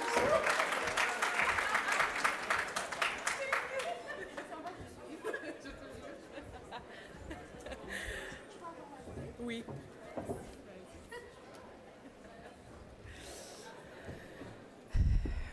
Je savais qu'on allait me la... Je pense que c'est la 4e fois depuis que je suis là. I think that it is the first time since I'm here. Right. I am very happy to be here among you this evening. It's okay. Thank you. I will speak in French tonight. Alors. I'm very happy to be here with you. And I was very happy to listen to what I've heard, to discover all the projects that I have heard. Now, many of them really affect me. It shows that we have an innovative African youth, a resilient one, finding solution, adapted solution to our problems. I will start by saying that apparently when we have a good manicure, where we have something or we are well dressed, we don't have the right to talk about agriculture, land, agricultural exploitation, or rural world. I have never thought about the fact that I was not legitimate to talk about agriculture. I had moments of doubt, but this didn't stop me. On the contrary, because in an ideal world, agriculture doesn't have any gender nor appearance. It belongs to those who decide to make it evolve. I am Claudia Senghor. I'm agroeconomist, consultant, agricultural consultant, founder of Agrobabe. But I'm particularly a woman that believes profoundly that entrepreneurship is the most powerful lever to transform our community and our economy.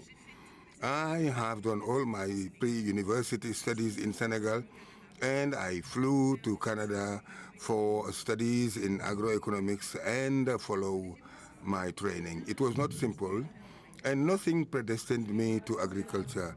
I was not grown up in the farm or having been passionate with this sector, but I was sure that it was a sector of development, an open door for economy, innovation, and sustainability. I saw myself in economics and finance or in great institutions, but never in agriculture or to talk, as I'm doing now, of pepper and carrots, etc. I was not predestined to that. In fact, when I was doing my application for entry, it was economics. But agroeconomics wanted me before economics. This is how I felt. Now, during my training courses in rural area, I met advisors, producers, technicians, trainers, passionate people, very close to agriculture, accompanying them. And I understood that this was what I wanted to do. My last university training has been determining. I have talked about training course how many times since the beginning of my speech. Now, please remember that this has led me some years later to create Agrobabe. This is how I discovered the sense of accompaniment, advice, and transmission through the last training course that was my only employment. and I went to entrepreneur. When I decided to dive in entrepreneurship, it was not because it was fashion. There was a clear problem to solve, as everybody here present. And I want nobody to think that we dive into agricultural entrepreneurship because it's a fashion. No, you enter into that because it's a conviction, because we want to bring a solution to the society. Now, I realized that there was something missing, an information that is credible to any person that want to dive in agriculture. Everything I found in agriculture was too technical, sometimes not interesting, sometimes a little bit interesting, but not very accessible, not to my image. I didn't find anything attractive, simple, digest, or where many persons could identify themselves. Somebody who is indulging in law, in medicine, any other sector that is not agriculture. I didn't find anything that seems interesting or that could attract them. I have captured it, and in a word where our attention is played in 2 to 3 seconds, TikTok generation, you know what I'm talking about. We are scholars that are sick. You know now that to boost curiosity is very difficult. Now, this type of content didn't give you the envy to enter into it. So I said that if I captured in 3 seconds, this is how Agrobabe, a solution that was modern, attractive, and accessible. The objective was information, first and foremost, and training and accompaniment. Now, create clear content, inspiring and local, to show to any other African that agriculture is business, science, and innovation, as you have seen it this night. From that idea was born an adventure. Today, we have trained more than 2,000 persons, accompanied project in more than 15 countries, and supported this setting up of more than 300 hectares of agricultural land. And we have celebrated our 4 years some days ago. Thank you. And all that came from one observation, an idea to bring in solution. And this is what I want to share with you. Do not estimate, never underestimate the power of an idea. Because an idea, when it is clear, in a country, in a house, in an economy, or in a continent. Entrepreneurship for me is not a job. It's a way to think. It's a way to act. It is to see a problem and decide to give an answer. And this is where starts leadership.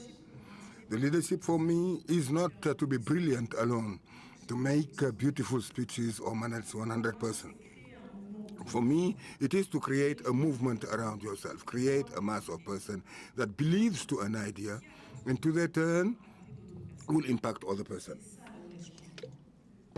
This is real change. When I see the young people that we have trained defend their project, indulge in pitches, to be invited in international forum, I said, this is leadership. It is not what we do for ourselves, what we trigger among the others. I talk very often to the young people, to the women who said, I don't know, Claudia, I don't know whether my idea is good. I don't know where to start. I don't know where I have enough money. I maybe don't have means. I always answer, maybe you don't have the means, but you have ideas. And I believe sincerely that we Africans are the most ingenious people. The capacity of reaction and adaptation is incredible because we are facing daily challenges. We are creative, rapid, and resilient, but very often we doubt. Now, we have to stop minimizing the strengths that we have. We have all among us the potential, the talent, the resources, the ideas. What we need now, more confidence in us, more self-esteem. Now, let's stop copy what happened elsewhere and propose solution by us. And I would like to insist on an essential point. Don't look for money first. It may be ridiculous, but because we are in a moment where we look for money first. But what we need is that money is the last element of the chain. What we need is a clear idea, a structured plan, and a solid accompaniment. Without an idea well thought, the money will create only expenses. Look at today. Somebody will go with 50,000 pounds. How many months these people have been working, being trained, accompanied, structured, and refined its idea? More than 8 months, and 8 months is just for Africa Prize. But how many years this idea have been in their head? This is the key, and this is why nobody is a loser today. We have to be accompanied to structure to be able to come here, because I didn't feel any stress among these present tonight. Now, for me, they have already gained everything, honestly. But what I want to say is that this is why programs like Africa Prize for Engineering Innovation is essential. Now, they accompany you before financing, and this accompaniment makes the whole difference. Now, before looking for an investor, now look at the clarity. Before looking for a funding, look for supervision, and before a yes, look for your own conviction. Be sure of your project. If you wake up at 5 o'clock in the morning, you ought to be able to defend your project. Because in the end, everything starts little. In a field, a project, an idea, a conversation. When I started, I didn't have any structure, no team, just a conviction that we could transform our community in project. And today, I can see this transformation everywhere.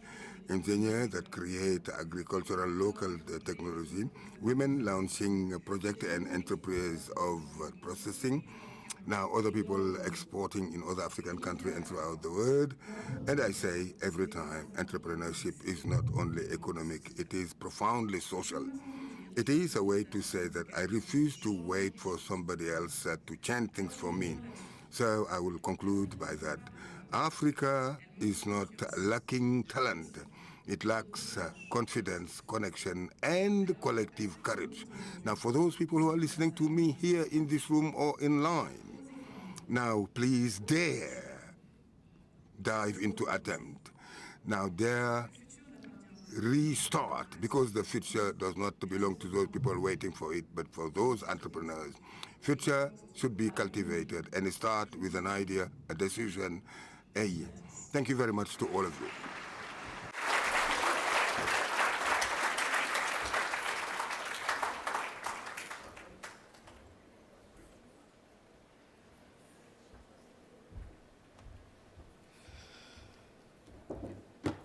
Wow.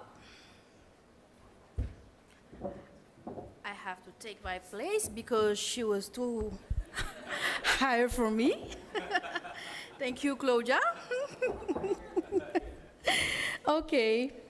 So, thank you, Claudia. Applause, please. You know, I always said that people have to trust women, no matter the field. They will handle it. And yes, they always do.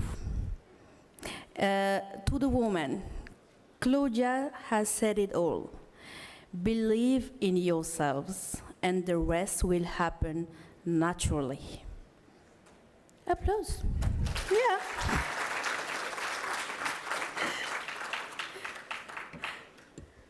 So, now is the moment that you've all been waiting for.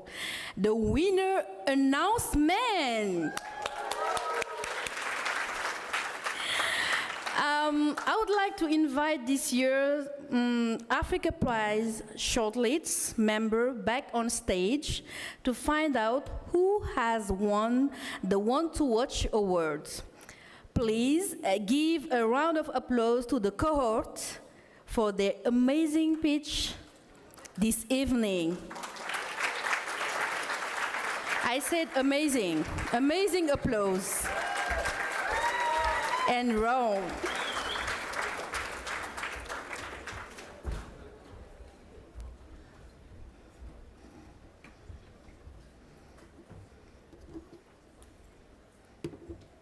Yes. Thank you. Thank you, ladies. Thank you, gentlemen. You have done a great job. Again, applause, please. Okay. All of tonight's shortlists will receive a certificate and our finalists will receive a medal.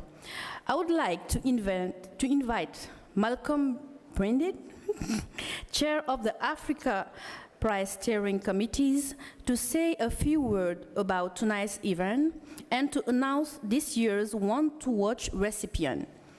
Malcolm has been involved with the Africa Prize since it started in 2014, and the Academy team is delighted that he is with us in person this evening. Malcolm, please.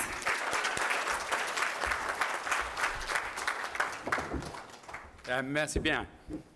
Et bonsoir, mesdames et messieurs. Je m'appelle Malcolm Brinded. I am Malcolm Brinded, and I am the chairperson on Africa Prize for Engineering Innovation. In a minute, because it's fun.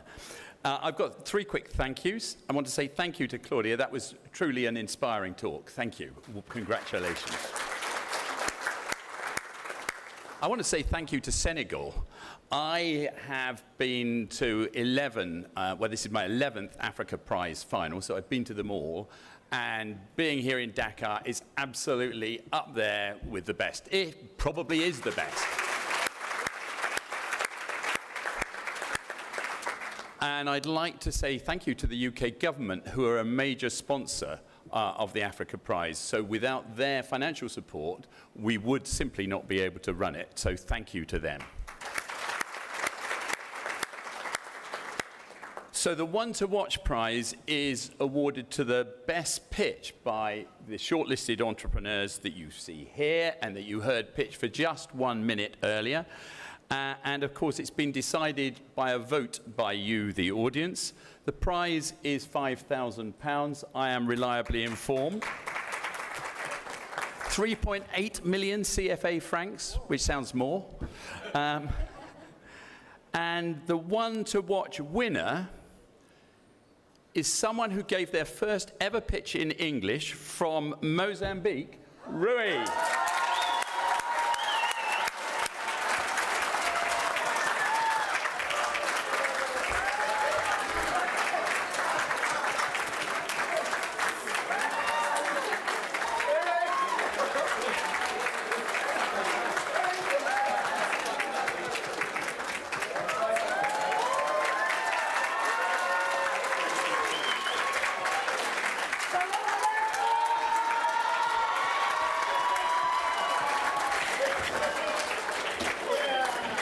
Congratulations, Ryu. Congratulations. Please give him a round of applause. You didn't see that coming, huh? You didn't see that coming, huh? I see you say. 2 hours ago, I wouldn't believe it. So thank you, Ryu. Congratulations to all. And please, can you, yes. So, we have the photo. Oh, okay, so you can stay on stage. I will invite the 4 finalists to come on stage. So, just to say that they are the year's Africa Prize finalists for 2025.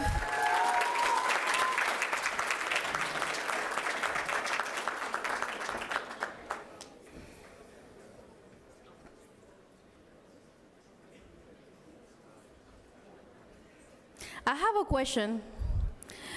Who you think gonna win? An idea? So, now, you understand it?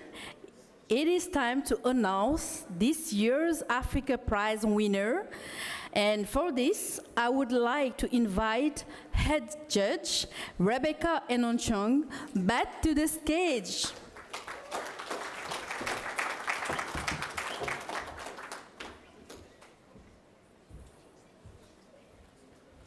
Yeah, I'm short too, so. You know, these things are never easy. it's never easy to pick the winner. And it's especially difficult when you have the caliber that we had this year. So I'd like to give another round of applause to our 4 finalists. Every single one of them deserves this prize and has earned this prize. But we had to pick a winner.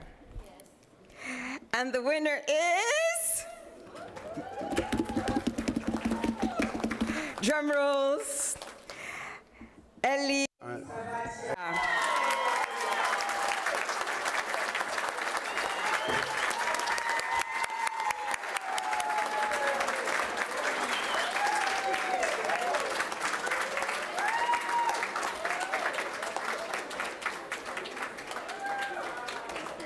Congratulations. Thank you very much. Congratulations.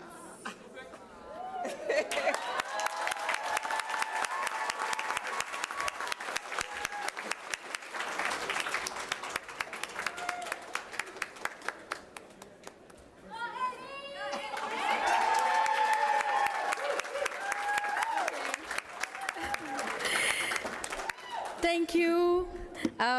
Ellie, I would like to invite you to say a few words, please.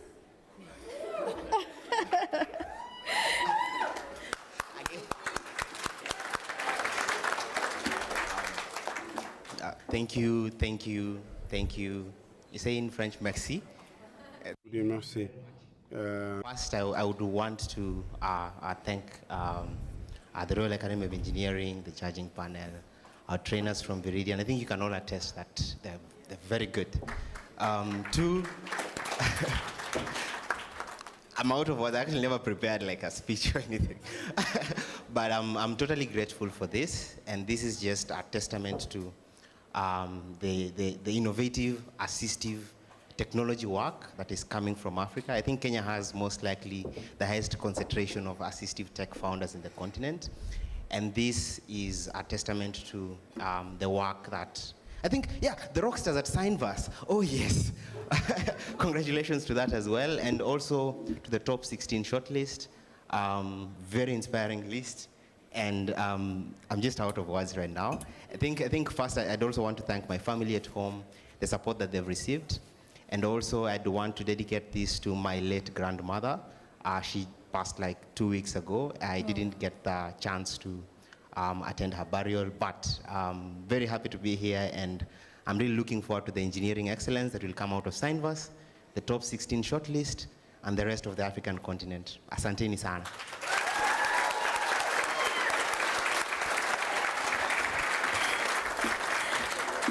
Congratulations again, Ellie and Ryu. That was an incredible achievement.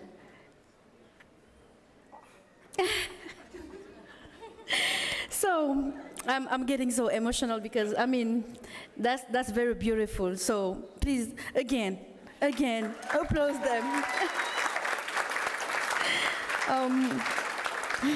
Can I please ask everyone to kindly return to their seat briefly for the closing of the event, please. So, thank you, everyone.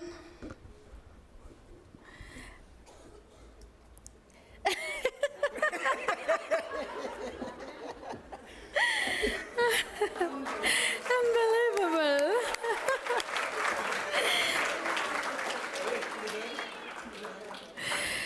So thank you to everyone.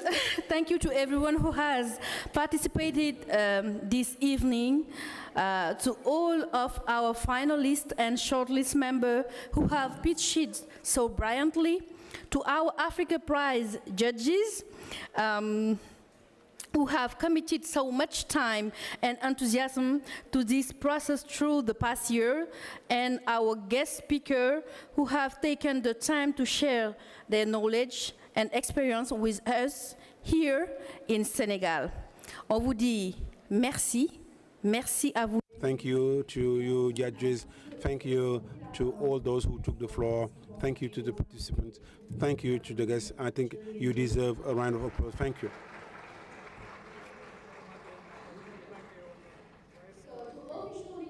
The event this evening, I am delighted to introduce our speaker for the closing remarks.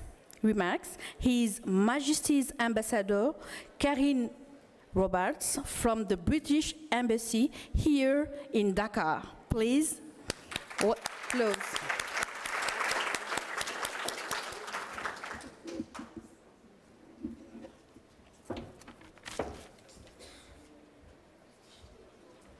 I'm curious to see if I need the podium or not to stand.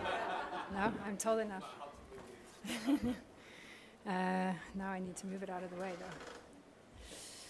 though. Salam alaikum, Nangandef.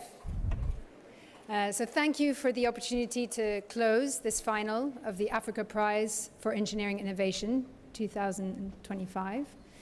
It's an honor, a particular honor, because this is the first final of the Africa Prize to happen here in Francophone Africa since the creation by the United Kingdom 11 years ago through the Royal Academy of Engineering.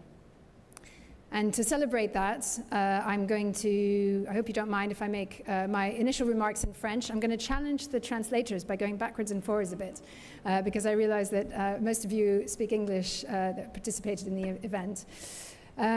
Donc, ce prix incarne... This prize showcases exemplary collaboration between United Kingdom and Africa by supporting all those that are transforming their ideas in impactful ideas.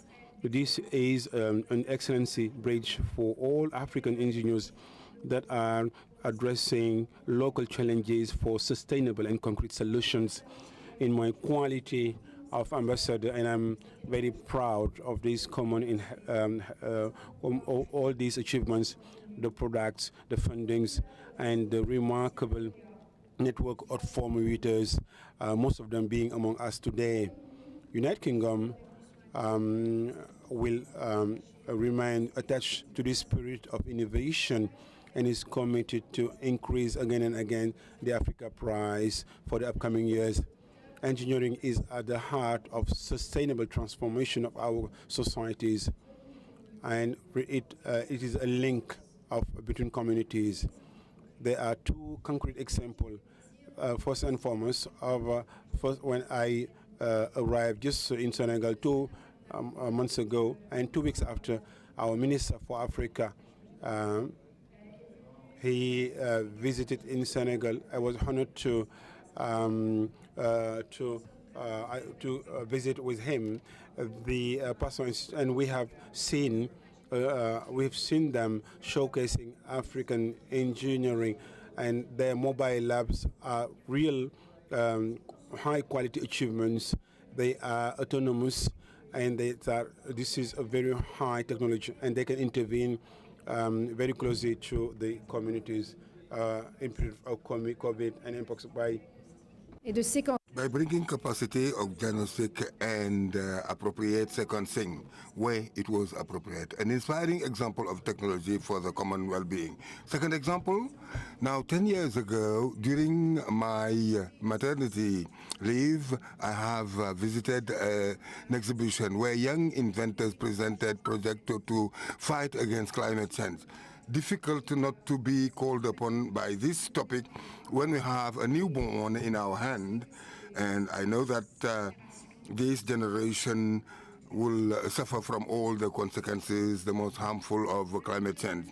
One of the young people that inventors have designed while he was at the grammar school a sort of tent wire to collect waste in the ocean. At that time, I said, okay, now it's okay, but it's very stupid, and it will not go beyond 15 years. But some years ago, well, I was surprised and dumbfounded because I read a newspaper that his project was launched under the name of Ocean Cleanup, and that idea that seemed to me very stupid was achieved completely. And I'm happy to see that this initiative, inspired from this approach, exists also here in Senegal as Platicalici and other projects. now to transform the plastic waste into something useful. It is to show to which extent this is inspiring and that can change things. Now, a very beautiful illustration of the power of engineering. Now, let me go to English again to talk to the finalists. Vous êtes... Ian, Frank, Carol, and those of you who presented your projects for the One to Watch competition. I was so inspired. I have 4 children myself, ranging from 17 years old to 7 years old. And I hope one day I'm sitting in a room like this, watching them pitch their projects to make the world a better place. Innovation that serves society, really, really inspiring. And my eldest is 17, and he's on the right path. He's studying maths, economics, and physics. But what I really hope, and the second boy is doing the same, he's in the same path, but what I really hope is that the girls are in this room one day. And it's not going to be easy for them because, you know, my daughter's already saying, oh no, maths is for boys, and her teacher said to me, like, she's already telling herself she can't do it. You've got to get her to stick to it because, you know, the future is technology. And so these girls that think, oh, I'm going to do all this other stuff, like, they can do art, they can do lots of things, but they need to stick to technology. And unfortunately, only 40% of girls choose STEM subjects in the UK, and in Africa, it's less than 30%. And only 19% of girls choose engineering and technology to study in the UK, and in Africa, it's 7%. So, you know, we're a long way away, and so I was delighted to see that today there was gender parity amongst our finalists, and I'm really delighted to see you here tonight, a really promising sign for the continent's future. Tonight is the fruit of a huge amount of labor. Each of these very slick presentations that we had the pleasure to listen to represents months of intensive work, hours of training, mentoring, and perfecting your pitch, notably at Orange Corner and La Forge this week. I really, really hope that your efforts bear fruit. It's not about just the competition tonight, but I hope these projects succeed, and that the links you have made here tonight can carry you through your careers. You all now join the network of over 160 Royal Academy of Engineering alumni, African entrepreneurs who benefit from training, support, financial opportunities. And j'en profite, sorry, I'm switching again, j'en profite pour saluer la... I take this opportunity to commend the presence of Marie, a former Senegalese laureate that is the inventor of Project 3. And I will hope to see more women Senegalese entrepreneurs to submit their application during the next prize. For their time, expertise, and the difficult decisions you had to make. A few of us were commenting that we were very grateful not to be judges tonight. It was not an easy choice that you had to make. And above all, congratulations to all the participants, to all those shortlisted, all of the finalists, Ellie, Vivian, Frank, and Carol, and of course the winner of the One to Watch, Rui, and winner of this edition, Ellie. Well done to all of you. Your passion and creativity are truly inspiring. Jerejef, Genjef, merci, thank you, Asante sana, et à bientôt.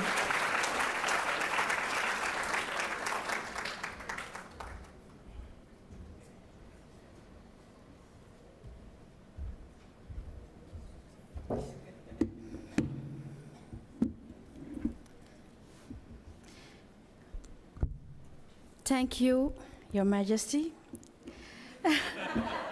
If I can.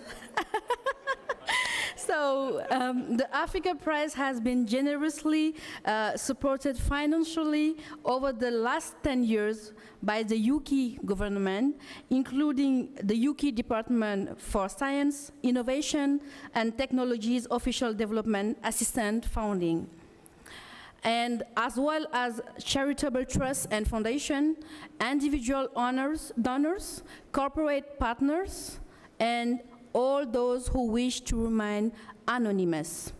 Ambassador, thank you for making the time to be with us this evening.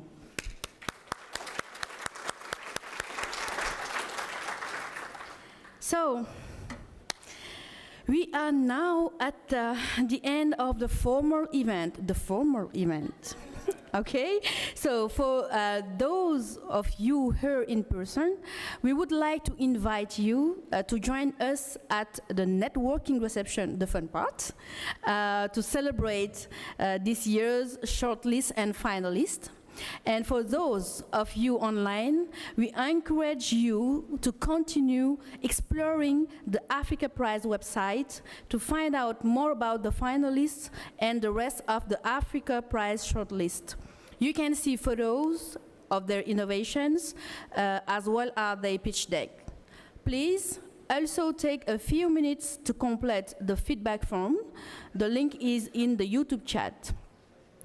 It really helps us improve future events. We will send post-event information to all in-person delegates. Finally, thank you once again for joining tonight, both in person and online from across the world. I hope you enjoyed it. Goodbye from us here in Senegal, and good night. So,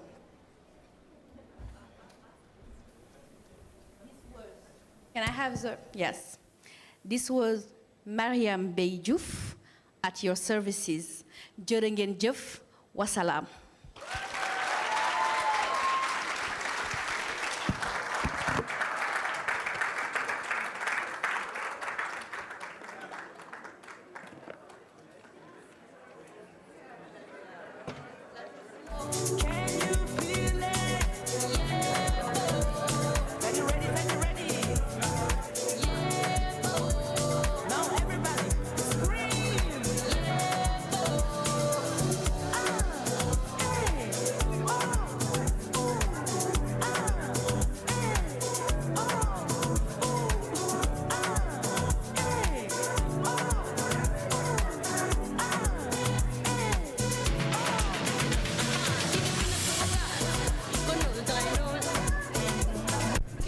Excusez-moi.